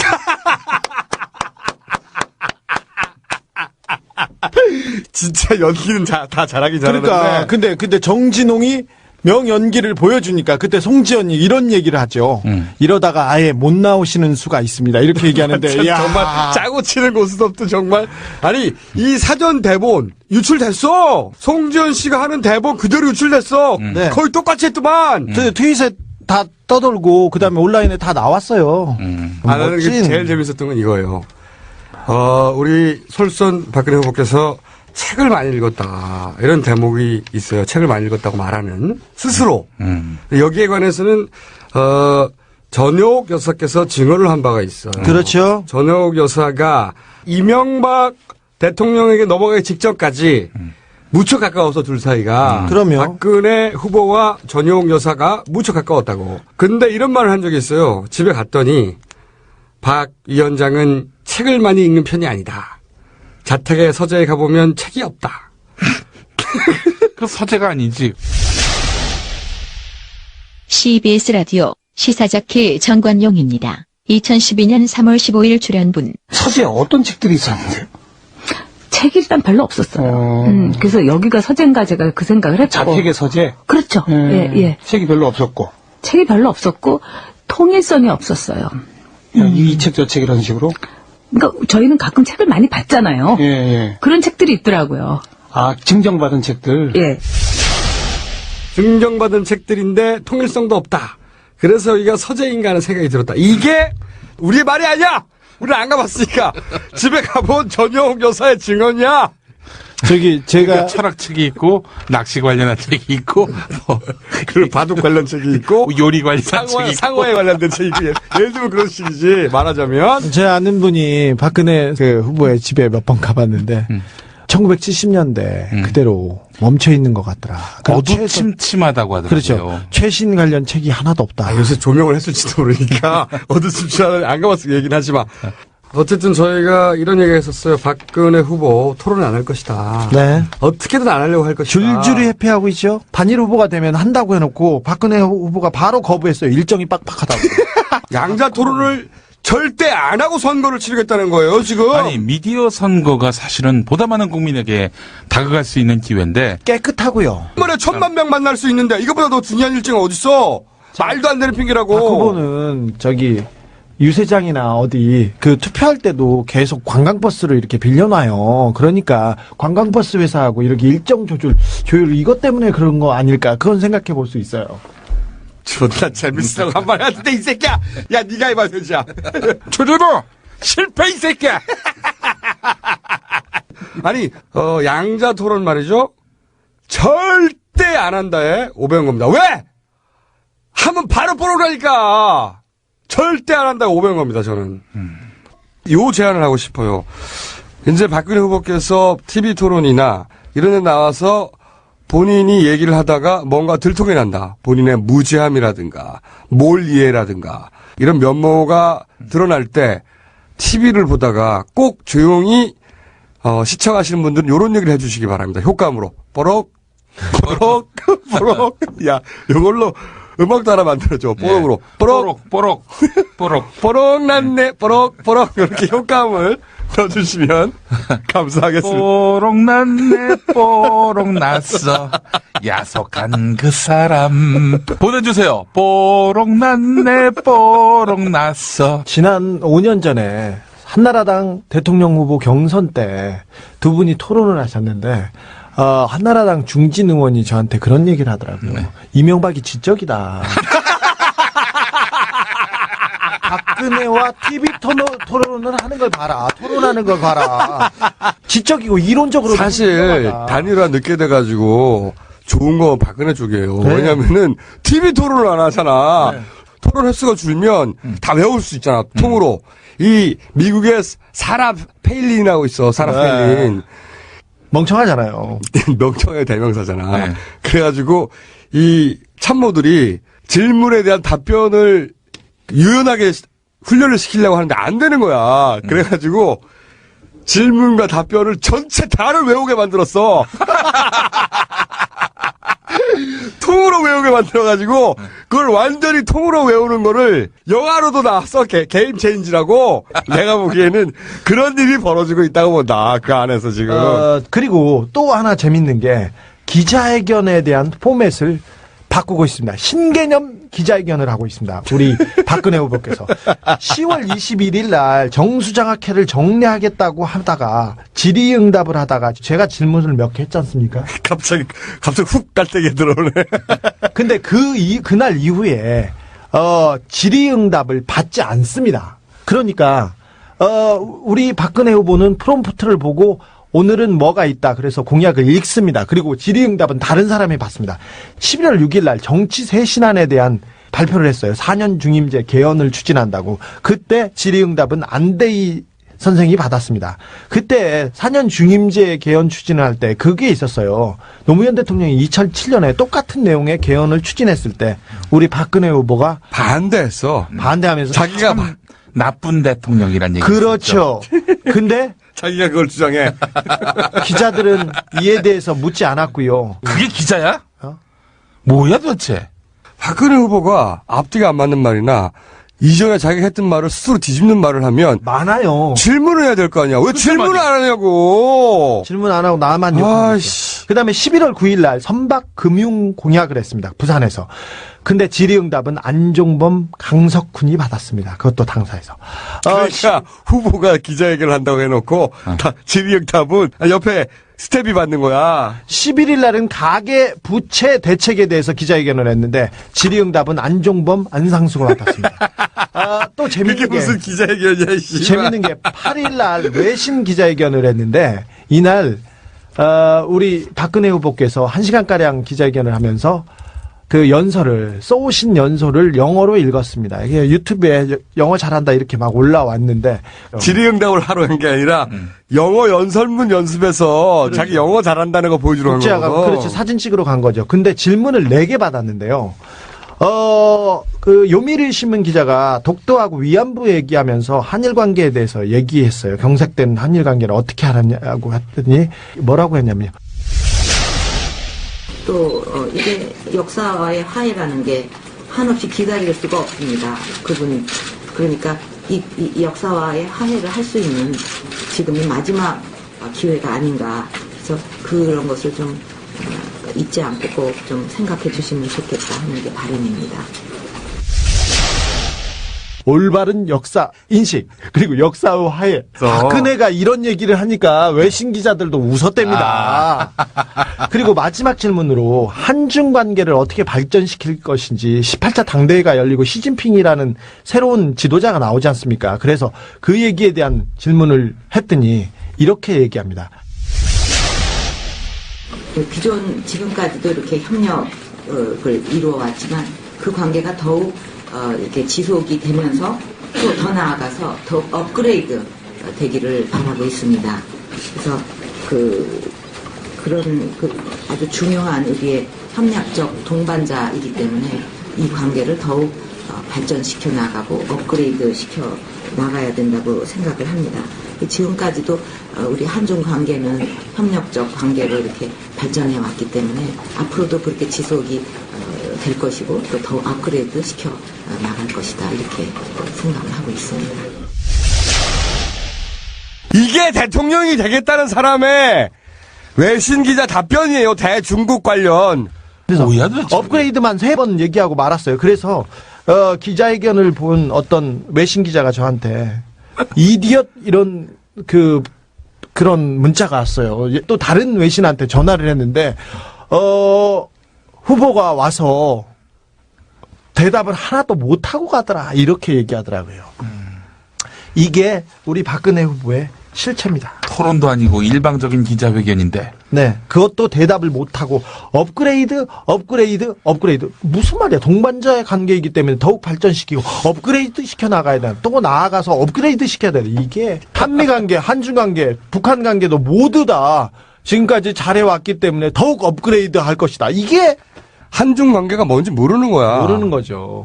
아니, 미국하고 중국의 관계, G2에 대한 얘기도 할 수 있고. 그렇죠. 지금 망가진 중국과의 관계, 북한하고의 중국과의 관계, 얼마나 할 게 많아! 그리고 중국과 일본의 관계도 얘기할 수도 있고. 하지만 박근혜 후보는 더욱 업그레이드 시키겠다고. 꼭 업그레이드 시켜나가야 된다고. 또 그 자리에 뉴스타파 그렇죠. 취재진이 가가지고 질문을 냈는데 조윤선 대변인이 뭐 손가락으로 까딱까딱 표시를 하니까 잽싸게 당직자들이 이 뉴스타파 취재진을 끌어냈죠. 밖으로 끌어냈죠. 네. 이게 뭐야 도대체. 김대철 사장 해임 맡겠다는 보고 아니 가만있어. 이거는 보고 받으셨나요? 보고 받으셨나요? 뉴스타파입니다. 후보님 여기 외신입니다. 이러시면 안 돼요. 여기 외신에서 왜 이러세요? 그건 반칙이지. 외신인데 왜 그래요? 지금 앞에서는 가능하죠. 외신 아닌데 이러면 안 되죠.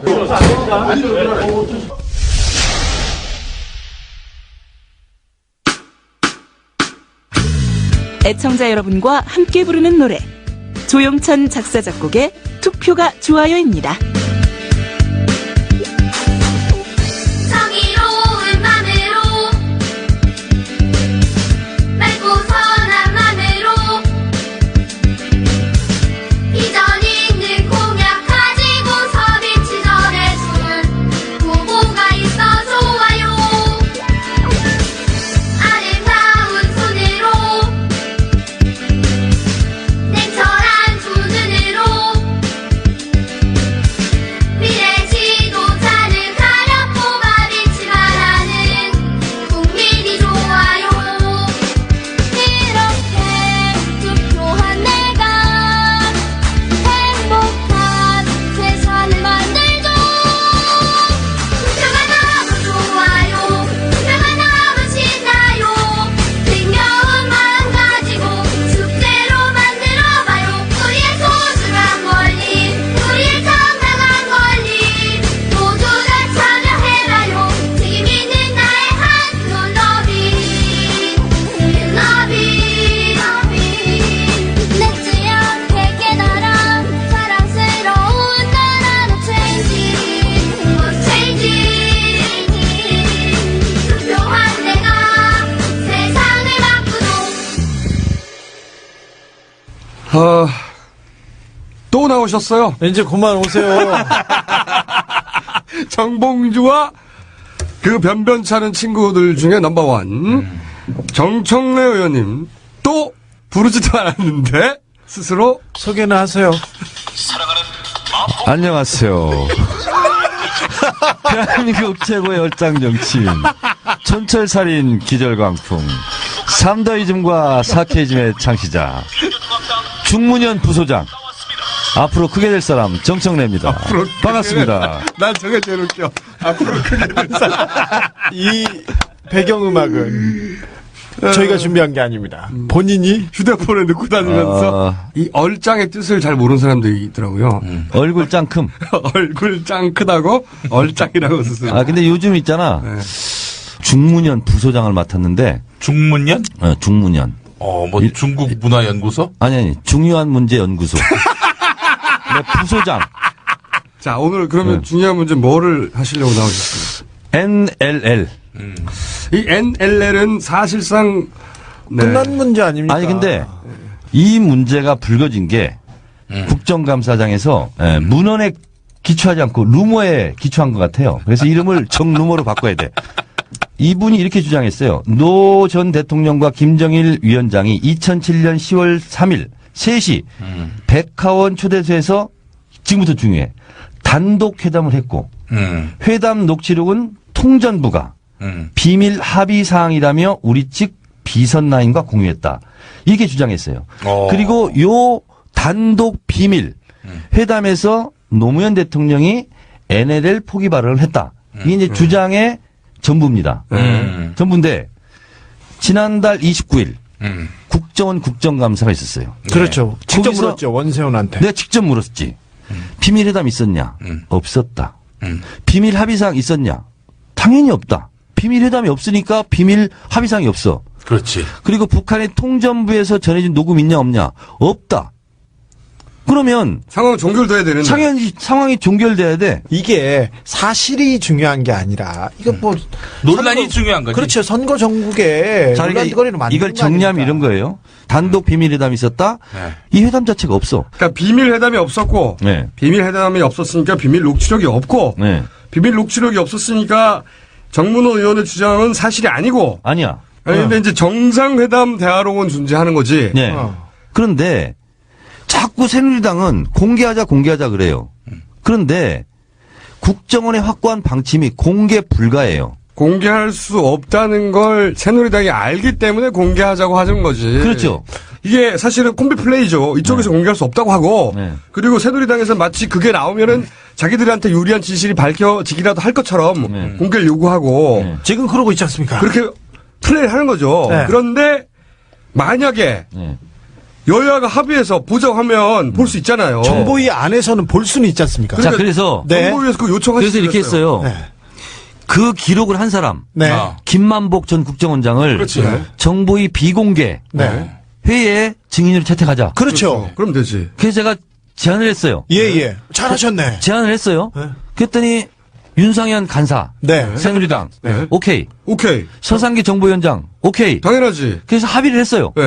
합의를 하고 그걸 이제 증인 채택 의결을 또 해야 되거든요. 그게 정보위를 열었어요. 아니 그러면 새누리당 간사도 합의하고 정보위원장도 합의했어요. 의장도 합의를 했으면 되는 거 아닙니까? 방망만 두드리면 끝나네. 방망이를 두들기는 순간, 두들려고 하는 순간 정문원 의원이 들어온 거예요. 늦게. 안 된다. 왜요? 아니 왜 안 돼? 안 된대. 그게 진실이 밝혀질 일인데. 그냥 기록한 사람을 불러서 그때 뭐뭐 기록했냐라고 물어보면 되잖아요. 근데 김만복 국정원장을 국정감사 증인으로 채택하려고 한 순간 정문원 의원이 뛰어들어와가지고 안 된다. 아니 그러니까 새누리당 간사와 새누리당 위원장이 오케이 한 것을 오히려 이 문제 제기를 했던 정문원 의원이 들어와서 막았다 이거죠. 그렇죠. 나중에 위원장하고 새누리당 간사가 상당히 겸연쩍잖아요. 저하고 합의를 했는데 그래서 죄송하게 됐다고. 왜요? 왜? 이유가 뭐래요? 도저히 안 되겠다고. 정문원 의원이 저렇게 하니까. 아니, 그러니까 정문원 의원은 진실을 알고 싶지 않은 거지. 아니, 정문원 의원이 진짜 진실이 밝혀지는 걸 두려워하는 거죠. 두려워하는 거. 그런 거죠. 이건 나 혼자만 분석한 거야. 어떤 거냐면. 불안하다. NLL 이 문제가. 지금 클리어하게 정리가 됐어요. 노무현 대통령이 그런 발언하지 않았다. 근데 클리어하게 정리됐다는 거를 사실은 지상파나 이 언론들이 제대로 전달해주지 얘기 안 해주지 않아요. 언론이 그 모양이니까 아무렇게나 던지는 거예요. 자, 근데 어쨌든 뭐 SNS상에서는 정리가 됐어요. 근데 제가 제일 걱정하는 건 뭐냐면 이게 정상회담 대화록이다. 그리고 노무현 대통령이 실제로 그런 발언을 하지 않았는데 써내가지고 써내가지고 방어할 시간을 두지 않고 대선 3일 전에 이걸 까는 거야. 가짜로? 네, 가짜로. 그러고도 남을 놈들이. 그랬을 때는 이것을 어떻게 감당할 거냐. 그래서 이것이 없다라는 것을 분명히 몇 차례 더 얘기를 해줘야 될 것 같아. 지금 그 대통령 기록물 보존된 거 있지 않습니까? 나 이 분석에 대해서 어떻게 생각해요? 저도 그런 가능성이 대선 3일 전에 만약에 김현이 데리고 오듯이 그 시기에 딱 이걸 실출했다 하면서 해명할 시간도 없이 그냥 대선을 치르게 되는 이런 상황. 그럴 수 있죠, 충분히. 판을 흔들려고 사실과 상관없이 목동료 만들어내듯이. 그래서 보험 들듯이 이한구 원내대표가 출구 자락을 한번 깔아놓는. 한번 깔아놓는 거죠, 지금. 곳곳에 그런 게 있었다. 3일이 아니라 조작된 거. 일주일 전에 공개하더라도 기록은 국정원과 그 대통령 기록물 보관소에 있지 않습니까? 10년 동안 못 보게 돼 있죠. 근데 그걸 야당은 볼 수가 없잖아요. 볼 수가 없으니까 만약에 이거다 하고 깠는데 그게 가짜야. 가짜인데 진짜를 확인할 수가 없으니까 야당 쪽에서는. 그런데 그것 때문에 대선이 불리하게 치러졌어. 그리고 만약에 박근혜 후보가 당선이 돼버렸어. 이것 때문에. 그런데 나중에 가서 그게 사실은 아니 그러니까 BBK 조작 편지 보십시오. 대선 직후에라도 잘못 알았다라고 꺼내놓아야 대선은 끝났는데 그럴 수 있죠. 그러니까 그렇게 생각하고도 남을 애들이죠. 2007년도에 BBK 이 문제를 가지고 이 사람들이 재미를 봤듯이 이번 그 NLL 관련해서 정상회담 대화록 가지고 이렇게 장난칠 소지는 있죠. 남아있죠. 있다. 예. 그것이 오늘 메시지의 가장 중요한 핵심이다. 네. 네. 저도 그렇게 생각합니다. 네. 그거에 대해서 항상 노티스. 네. 주의하고 경계하고 네. 의식하고 있어야 된다. 그렇죠. 중요한 문제 연구소 바쁘니까 얼른 부소장. 가세요, 이제. 중요한 문제 연구소 부소장 정청래였습니다. 네, 감사합니다. 감사합니다.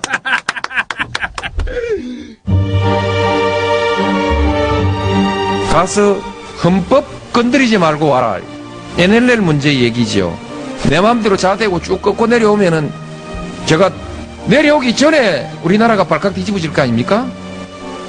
좌파 친북 대통령 노무현은 돌아오지 마라. 북한에서 살아라. 이렇게 플랜카드 붙지 않겠습니까? 평화번영 정책은 국민과 함께 한다고 약속을 했는데 제 혼자만 가서 덜렁 합의를 해버리면 되겠습니까? 국민들이 받아들이기 어려운 것은 합의 못하는 것이죠.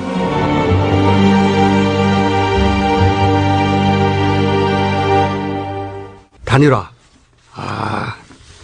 단일화는 말이죠. 굉장히 어려운 거야, 이게. 특별히 이번에는 그랬습니다. 더 어려워. 원래 선거는 쉬워. 선거는 나쁜 놈! 무찔러! 그럼 끝이잖아. 이 단일화는 무찌르지 않고서 한 사람만 남기는. 예. 졸라 이율배반적인 과정입니다, 이게. 단일화를 과거 10년 전에 한번 겪었는데 노무현 정몽준 때. 그때는 쉬었어요. 사실은 정몽준과 노무현은 가치와 철학이 완전히 달랐기 때문에 당시 사실 등에 칼 꽂고 난리도 아니었어. 아우, 제가 그때 정몽준 마크맨이었어요. 그때 봤었는데 창과 칼이 마구 오가고 낮에는 노무현 캠프에서 일하던 분들이 밤에는 정몽준 캠프로 넘어와가지고 서로 작전을 알려주고 서로 비방하기 시작하고요. 그리고 반대로 낮에는 정몽준 캠프에서 일하던 분이 밤에는 노무현 일식집으로 넘어와서 거기서 또 작전을 해서 아주 야, 짱깨집에서는 노무현, 일식집에서는 정몽준. 그렇죠.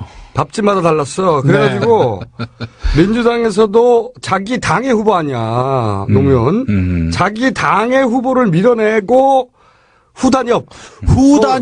그 빛나는 뭐 후단협. 정몽준한테 붙고 아주 새 난리도 아니었어요. 그때는 진짜로 총칼이 그냥 마구 날아다니던 그런 전쟁터였어요. 정말 지저분했는데 그래서 한 후보가 결국 떨어져 나가도 아무도 슬퍼하지 않았다고. 그렇죠. 왜냐하면 완전히 다른 가짜 철학을 가졌기 때문에 예. 서로 슬퍼하지 않았어. 근데 이번에는 가짜 철학도 비슷해. 지지율도 비슷해. 지지자들도 공유해. 네.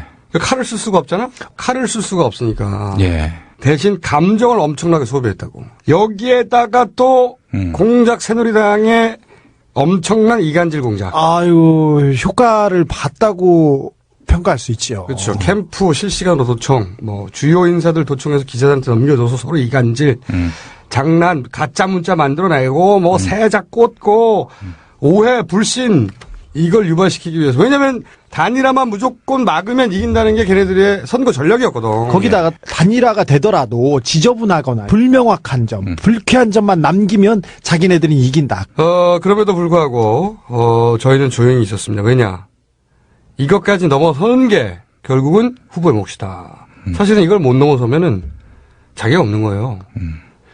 그런 온갖 공작과 왜곡과 소문과 음해와 욕망까지 난무를 했는데 그럼에도 불구하고 이 마지막 순간에는 결국 그 사람이 생겨 먹은 대로 선택하게 돼 있어요. 마지막 순간에는. 그러니까 결국은 그 사람이 어떤 사람이냐에 의해 결정될 것이다. 이렇게 우리가 예언을 했는데 안철수 후보는 자신이 어떤 사람인지 가장 극적인 방식으로 입증을 했다. 이 원래 선택이 곧 그 사람이에요. 나머지 변명은 필요 없어. 그래서 저는 이렇게 얘기하고 싶습니다. 안철수는 살아있는 미래가 됐다. 안철수는 안철수의 방식으로 안철수의 역할을 할 것이다. 그러니까 안철수를 믿어라. 사실 저는 걱정 많이 했는데 여론조사로 갔다면 이거는 진짜 앞이 보이지 않는 낭떠러지입니다. 왜 그러냐면 통진당 사태 기억하십니까? 이게 통진당만 그랬던 게 아니에요. 민주당도 그랬고요. 한나라당, 새누리당은 더 많이 했어요. 선거 때마다 여론조사 하면 서로 전화하고 동원하고 착신 전환하고. 네. 이건 새누리당의 전공이지 원래. 그렇죠. 전공인데 통진당 사건 하나만으로 1735명을 수사해서 442명은 불구속 기소하고 20명은 구속됐습니다. 작은 통진당 내에서 비례대표 경선 가지고요. 근데 이번 사건은요, 이보다 500배. 5,500.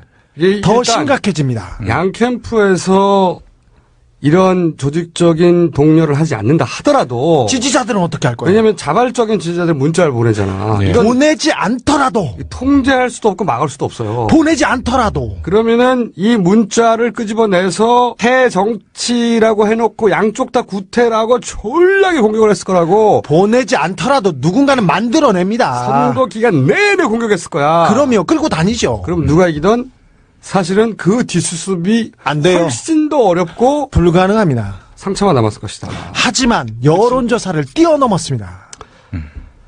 내가 어제 우리 기자들은 감정이입이 너무 많이 됐으니까 외신 기자를 만났어. 그래서 내가 물어봤어. 이번 단일화 과정을 지켜보며 어떻게 평가하느냐. 두 가지를 얘기하더라고. 자기 너무 의아했다. 왜 이렇게 피스풀하냐. 자기가 보기에는 안 싸운다는 거지, 도저히. 이해가 안 간다는 거지.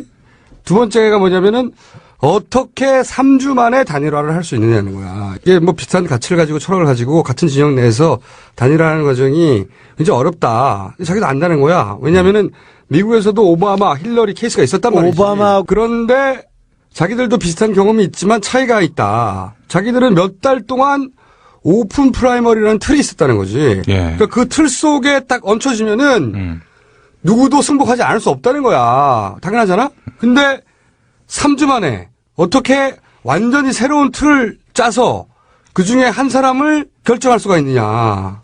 그리고 자기가 보기에는 룰도 너무 복잡해서 지지자들이 그 룰에 의한 단 하루의 여론조사로 어떻게 승복이 되겠느냐. 그래서 자기는 무조건 3자 뛴다고 왔다는 거야. 별도 단일화 안 되고. 그렇지. 그렇죠. 그게 이제 일반적인 정치적 관점에 봤을 때의 상식이지. 그건 외국인들이 봐도 그래. 작년에 저희가 이런 말을 했어요. 안철수를 얻는 자 다음 대선에서 이긴다. 아, 그렇죠. 이 예언을 우리가 했습니다. 네. 그 이후에 저희가 이런 말을 했습니다. 이인재를 얻는 자. 천하의 패배를 맛본다. 안녕하십니까. 이인재입니다. 기네스북 어떻게 되셨어요? 기네스북에 어떤 새끼가 전화를 해가지고 제가 최다 당적 보유자다. 이걸 올려달라고 했는데 김총수가 전화했지. 젖 같은.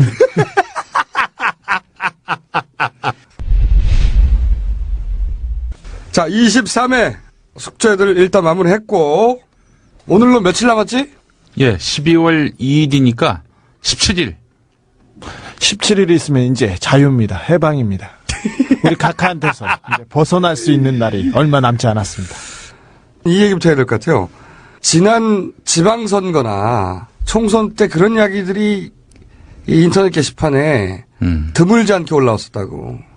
아니 우리 회사는 이상합니다. 오늘 하필이면 연수가 잡혔어요. 오리엔테이션, 교육, 그리고 해외 교육을 막 보내는 데도 있어서요.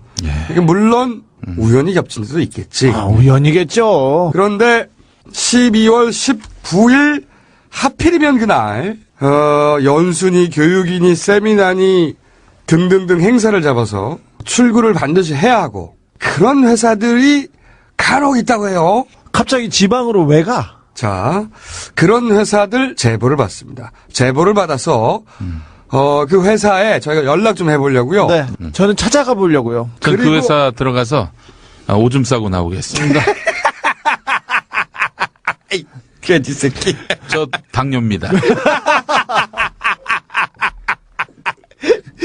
야, 인슐린 먹지 말고 가서 쭉쭉쭉. 농도 95% 진액으로.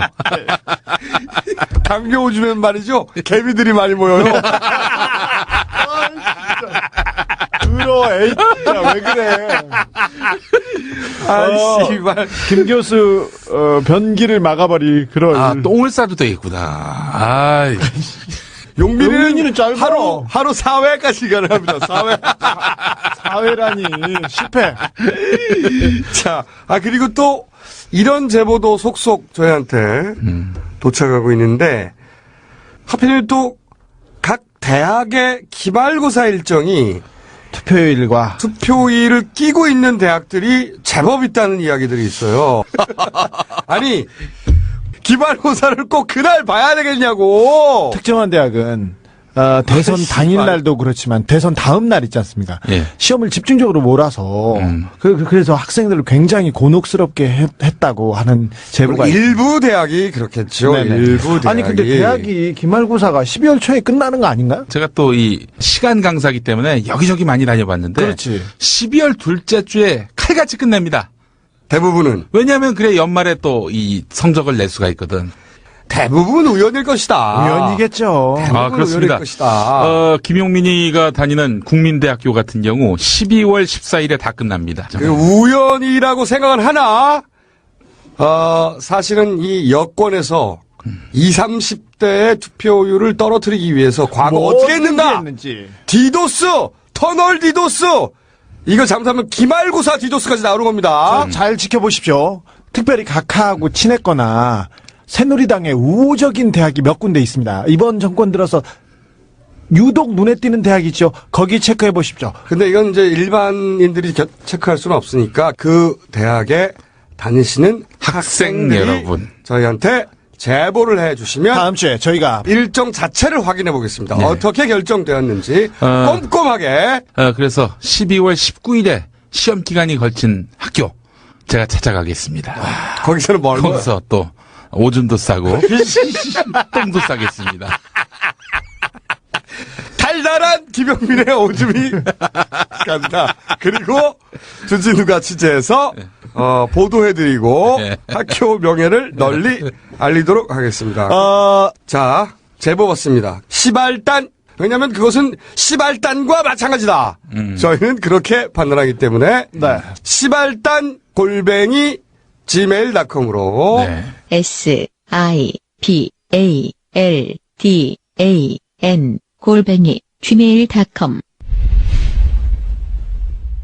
그놈이 나타났다. 그놈이 사라진다. 그놈이 사라진다. 아빠는 망루에서 불과 함께, 엄마는 옷을 만들다 바람과 함께, 아이들은 해와 달이 되어 사라진 우리들의 이야기. 인간의 혼을 뺏어 인간의 모든 것을 통째로 잡아먹는 그놈. 판소리 공장 바닥소리의 신작, 잔혹소리극 햇님 달림. 취황의 몰락기 최용석 원작, 바닥소리의 잔혹소리극 햇님 달림. 11월 23일부터 29일까지 동대 입구 전철역 1번 출구 스테이지 팩토리 홀. 문의 070-4407-8552. 바닥소리 홈페이지 www.padakSORI.com. 주면 안 잡아먹지. 떡 하나 주면 안 잡아먹지. 마무리하기 전에 며칠 전에 문재인 의자 검색어 떴습니다. 그러면서 서민이라면서 의자 비싼 거 했다. 이렇게 되니까 또 해명. 그 의자는 어떻게 구매를 했고 얼마짜리고 구절구절 설명을 해야 한다고. 이거 어디서 많이 들어본 것 같지 않습니까? 일단 이 얘기부터 해야 될 것 같아. 문재인 후보가 서민을 대변한다. 이건 본인이 가난해서 혹은 가난하자고 하는 말이 아니야. 30년간 변호사였어요. 네. 그리고 청와대 비서실장 출신입니다. 얼마든지 특권층으로 살 수 있었어.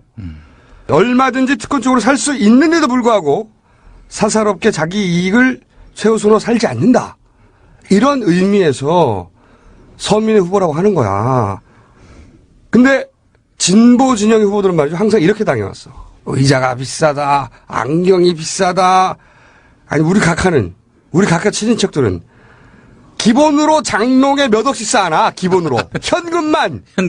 우리는 패션에 관해서는 말하고 싶진 않은데 우리 각하는 브리오니 몇 천만 원짜리 옷 입고 사모님 에르메스 쇼핑을 어떻게 꼼꼼히 했는지 해외 순방 때마다 어떻게 가게를 문 닫고 예를 들어서 파리에 가서 어떻게 했는지 우리 자세히 얘기할까? 그리고 손녀들 뭘 입히는 거 우리 뭐라고 하지 않아요. 우리 박근혜 후보는 말이죠. 게다가 평생 자기 힘으로 돈을 번 적이 없는 분인데 잘 먹고 잘 사시잖아요. 수백 벌을 디자이너가 맞춤 양장을 입고 있습니다. 근데 그런 거에 대해서 우리 얘기하지 않아요. 그런데 이 진보는 가난해야만 한다. 이 프레임에 딱 가두는 거야. 네. 이럴 때 그거 비싼 게 아니고요. 이런 해명 변명하면 안 돼. 우리한테도 이런 비슷한 굴레를 씌우려고 했습니다. 공지영 샤넬백 논란. 비즈니스 고기 먹었다. 탄다, 뭐 비싼 옷 입는다. 고기 먹었다. 외제차 탄다, 기타 등등 고기 먹었다도 있었어. 고기 먹었다 많았어. 영국에 가서 고기차 먹었다고. 그게 조선일보 기사였어요. 아니 저희들 이런데 우리는 안 당하거든. 당연히 저희들 나름 베스트셀러 작가들이에요. 1등 해봤어? 나는 10등까지 해봤어. 전체. 그런 말 말고. 아니 안경 좀 좋은 거 쓰면 어때? 씨발 훔쳤어? 씨발 새끼들 진짜. 정치를 그만두겠다고 양산에 있는 산골로 들어갔을 때 문 후보 댁에 가본 적이 있었는데 의자가 많았어요. 근데 사모님이 이 어디서 하나씩 둘씩 모으셨대요. 그래서 감각에 대해서 그때 얘기했었어요. 근데 어디서 중고로도 모으고 어떤 누구한테도 받아오고 해서 몇 개 가져다 놨는데 그거 하나 트집 잡는데 웃겨요. 아니 의자를 훔쳤거나 아니면 씨발 그 의자를 산 돈을 훔쳤거나 아니면 그 돈을 어디서 삥 뜯었거나. 아니 저쪽에서는 어디서 삥 뜯고 공짜로 받고 불법 자금 받아놓고 저또 씨발 방송국을 삥 뜯고 신문사를 삥 뜯고 아니 전두환한테 받고. 그렇지. 아니 집을 공짜로 받아서 세금 한 푼 안 내놓고는 우리 박근혜 후보께서는 말이죠 집을 그냥 받으셨어. 그리고 차한테도 불법 자금 받았잖아요. 지난 선거 때. 그러니까. 아니 이게 기사가 돼야지. 어떻게 씨발 어디서 중고로 얼마나 샀는데 그게 원래는 얼마짜리여가지고 이게 어쩌고저쩌고. 저또 의자가 비싸요. 저는 안경이 비싸요. 그래 비싸다 이 새끼들아. 저는 깜짝 놀랐어요. 문재인 의자왕 그래가지고 이게 뭐지 이렇게 생각했는데 아니, 이 프레임이 딱 가두는 거예요. 그리고 이런 거는 딱 하루짜리거든. 근데 하루짜리 치고 빠지는데 그때 기사가 딱 이렇게 나옵니다. 문재인 해명 이 자체가 선거는 원래 기세 싸움이고 원래 심리전입니다. 상대방을 수세적으로 만드는 공격들을 계속 해대요. 이게 특기야. 새누리당의 특기인데 쪼잔하고 치사한 공격을 계속하지 않습니까? 그런데 이런 쪼잔한 공격을 말도 안 되는 공격을 포털에서는 메인에다가 하루 종일 띄워놓습니다. 바로 그게 문제예요. 예를 들어서 진짜 문제가 그거야. 우리 박근혜 후보께서 셀프 토론회 혼자 마임을 하셨잖아. 그때 솔선을 수범한다고 사자성어를 인수분해 미분한 다음에 다시 적분하시는 순식간에. 그런데 사실은 만약에 그거를 문재인 후보가 이렇게 했다. 그러면 포탈의 탑에 솔선을 수범 떴을 거야. 기사 마구 쏟아졌을 거야. 조중동 일명감이죠. 그런데 옛날에 검세가 안 올라. 반면에 이 의자는 말이죠. 계속 시발단이 조직적으로 유포했어. 근데 이게 바로 기사화되고 검색어 하루 종일 올려놔요. 짜고 치는 고스톱처럼 짝짝 맞아 이게. 그렇죠. 기사화됐으니 검색어 올랐다 이렇게 말하는 거거든. 자, 양 후보가 작은 논란이 되는 어떤 행위를 했을 때 그 행위가 검색어로 오르냐 오르지 않느냐 자세히 보세요. 박근혜 후보 쪽에 논란들은 검색어에 안 오르고 있어요. 계속. 씨발. 그리고 나서 박근혜 후보의 토론회 기사 봤어? 나온 거 나중에 긴장감 팽팽. 저런 말도 하더라 누가. 야 짜고 치는 고스톱인데 혼자 쳐도 돈을 잃냐고. 씨발. 그런데 기사화가 안 돼. 그냥 그걸 못 본 사람들은 연합뉴스 기사 보잖아. 엄청나게 팽팽한 긴장감 속에 토론이 진행된 것처럼 기사를 소설을 써놨어. 소설을. 연합 특별히 이 정권 들어서 연합에 교묘한 통신사지 않습니까? 예. 교묘한 정권 편들어주기 예. 이거 진짜 심각합니다. 언론인이 할 때 진짜 심각합니다. 연합뉴스가 1년에 300억을 정부로부터 지원받습니다. 자, 박근혜 후보가 어떤 화제가 될 만한 실수를 하더라도 검색어 탑에 계속 오르는지 안 오르는지 자세히 보십시오. 자, 이런 조작들, 공작들 이번 대선에서 정말 큰 문제예요. 안철수 후보 사퇴 직후에 박근혜 43.4, 문재인 37.6이라고 하는 SBS 여론조사가 그 다음날 하루 종일 포털 탑에 걸려 있었어요. 네네. 박근혜 후보께서 이기는 걸로 나와서 말이 안 되는 게 아니라 43이면 원래 나오던 수치고 문재인 37이면 나머지 날라간 거야. 이게 어떻게 된 거냐. 바로 다음 날이었기 때문에 안철수 후보의 사태를 모르는 사람들이 그때까지도 있었어요. 어떤 뉴스가 모든 국민에게 동시에 도달하는 게 아니라고. 당연하죠. 그러니까 이 37.6은 그 사실을 모르는 사람들은 빠진 거라고. 예. SBS 조사에서 안철수가 사퇴했다는 사실을 거론하지 않았어. 이것이 실수건. 그 여론조사에서 당연히 거론해야 되거든. 그게 거론됐던 똑같은 날에 MBC 조사에서는 문재인 후보가 이긴 걸로 나왔어. 그런데 포털에서는 SBS 여론조사가 하루 종일 걸었다고. 그 다음날도 그 다음날도. 그 다음날은 박근혜 후보가 이기는 걸로 나오는 세계일보만 하루 종일 걸었어. 자세히 보십시오. 포털의 메인에는 박근혜 후보가 유리한 여론조사만 걸려 있습니다. 수치가 나올 때는. 수치가 안 나올 때는 박빙이라는 혼전이라는 얘기가 나와요. 수치가 나오는 것은 박근혜 후보가 이기는 때만 수치를 거는데 그게 초반 가장 중요한 때지. 사람들이 가장 궁금해할 때. 그때 SBS가 실수를 했건 의도가 있었건 그게 중요한 게 아니야. 이 여론조사가 온전치 않은 부분이 있다는 것은 여론조사 전문가들이 다 얘기해. 그런데 그 결과를 포털에 하루 종일 건다고. 만약에 문재인이 이기는 여론조사를 하루 종일 걸었다고 생각해봐. 그런데 다른 여론조사에서는 그날 문재인이 이기는 것도 있었어. 그런데 유독 이 조사만 포털에 하루 종일 걸렸다고. 메인에는 왜 박 후보한테 유리한 것만 걸려야 될까요? 이것은 포털의 방조, 묵인, 더 나아가서는 작전이죠. 개입, 공작 없이는 이럴 수가 있냐는 거지. 이런 의혹을 제기하지 않을 수가 없어. 이렇게 초반 소위 말해서 밴드웨건 차단. 단일 후보의 밴드웨건을 차단해버리면 어떤 일이 발생하느냐. 사람들이 지는구나. 초반 밴드웨건을 차단하려는 의도가 있었다라고 나는 전략에 강하게 추정하는 바이며. 사람들은 기대를 갖다가 희망을 품다가 이런 결과를 보면 낙담하게 됩니다. 그때를 차단했다. 여기에 포털이 과연 어느 수위까지 방조묵인 혹은 더 나아가서 개입했냐 하는 우리의 강력한 추론과 추정은 앞으로 꼭 밝혀내고 말겠습니다. 자세히 보시면 요즘은 보입니다. 점점 더 심해지고 있어. 네. 단순히 미디어 환경이 불리하다.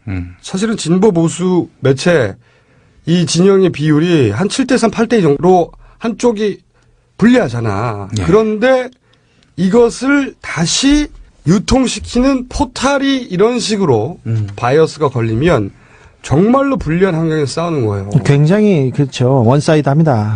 9대1 정도라고 봐요. 저는 진보 보수가 진보는 10 정도 되고요. 보수의 힘은 90 정도 된다고. 이렇게 매체와 그리고 환경이 지독하게 편파적이다. 네. 이걸 기억해야 됩니다. 네. 이렇게 일방적으로 불리한 매체 환경 속에서는 스스로 뭐가 진실인지 끊임없이 찾아야 돼. 그리고 스스로 다른 사람들한테 알려줘야 돼. 매체만 불공평한가?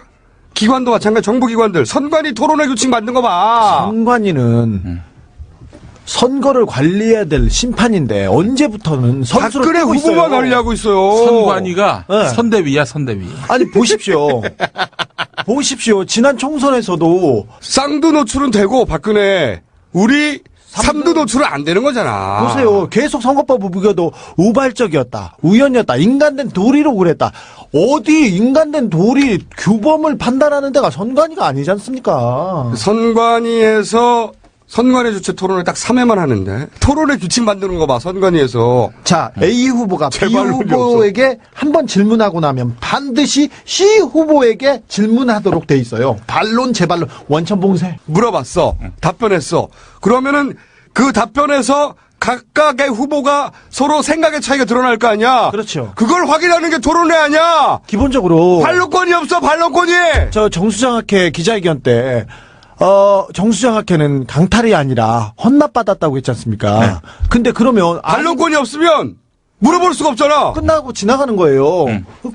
진짜 야 이걸 선관위에서 토론회의 규칙이라고 만들었어요. 97년부터 방송 토론회가 계속 실험돼 왔고요. 어느 순간부터는 일정하게 그 규칙대로 선거 토론회가 이어져 왔어요. 그렇죠. 그런데 왜 이런 거 이번에 처음이야. 다 뒤집어놔? 아니 질문을 했어. 답변을 했는데 다시 물어볼 수가 없다니. 이게 어떻게 말이 돼 이게.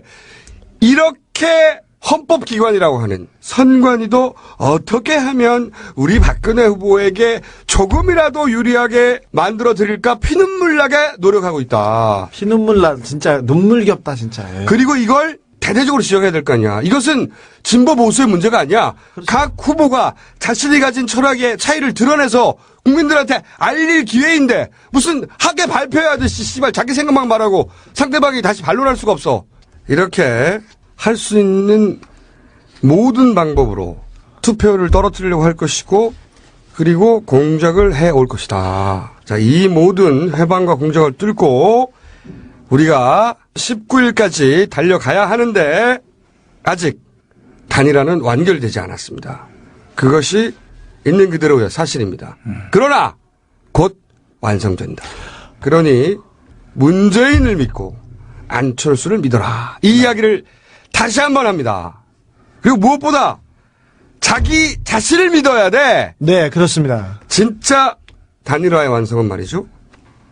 자기 자신이 불안해하지 않는 겁니다. 정권 교체가 바로 거기서 시작되는 거예요. 자기 자신이 불안해하지 않는 것. 이때까지 문재인에게 안철수에게 기대해왔고 그분들을 믿어야 되는 건 맞아요. 그러나 그 완성은 자기 자신이 불안해하지 않는 것이다. 단일화는 말이죠. 거기서 완결된다. 마지막으로 이 한마디를 꼭 하고 싶습니다. 이번 대선은 자신의 목숨을 던져서 한 시대를 마감한 노무현을 심판하는 선거가 아닙니다. 이명박 정권을 심판하는 선거입니다. 지난 5년간 이 나라를 엉망진창으로 만든 이명박 정권을 심판하는 선거입니다. 지난 4월 총선 생각해 보십시오. 김용민을 심판하는 선거가 아니었습니다. 이명박을 심판하는 선거였습니다. 하지만 그렇게 하지 못했습니다. 지난번 마임 토론회 있었지 않습니까? 거기에서 박근혜 후보는 이명박 대통령을 한 번도 호명하지 않았습니다. 이게 바로 진짜 사기입니다. 40년 전의 정권 이인자가 10년 전에 정권을 심판하는 게 마치 이번 대선인 것처럼 굴고 있어요. 그렇게 하고 있습니다. 그게 아니죠. 이건 사기고요. 여기 속아 넘어가면 안 됩니다. 이번 대선은 노무현을 2번 심판하는 선거가 아니에요. 왜 노무현만 자꾸 심판한다고 그래? 노무현은 이미 심판했습니다. 그리고 노무현 심판의 결과로 이명박 정권이 들어선 겁니다. 그리고 바위에서 밀어서 떨어뜨렸지 않습니까? 그리고 이제 이명박 정권을 심판할 차례가 됐는데 또다시 우리 각하를 새누리당은 숨기고 있어요. 지금 새누리당은 마치 한나라당을 아무 상관없는 당인 것처럼 굴고 있어요. 정권을 심판할 것인지 정권을 연장할 것인지 여러분이 판단해야 됩니다. 이번은 정권 교체를 해야 되는데 정권 교대를 하겠다는 자들이 마치 자기들이 정권을 교체하려는 자인 것처럼 사기를 치고 있다. 사기극입니다. 이 사기에 절대 넘어가서는 안 된다는 이야기를 오늘 마지막으로 하겠습니다. 그러므로 이 사기에 넘어가지 않고 그리고 어떻게 해야 돼? 외쳐봐 돼지야. 안녕하십니까, 김어준입니다. 쫄지마! 끝! On the upright. So frustrated.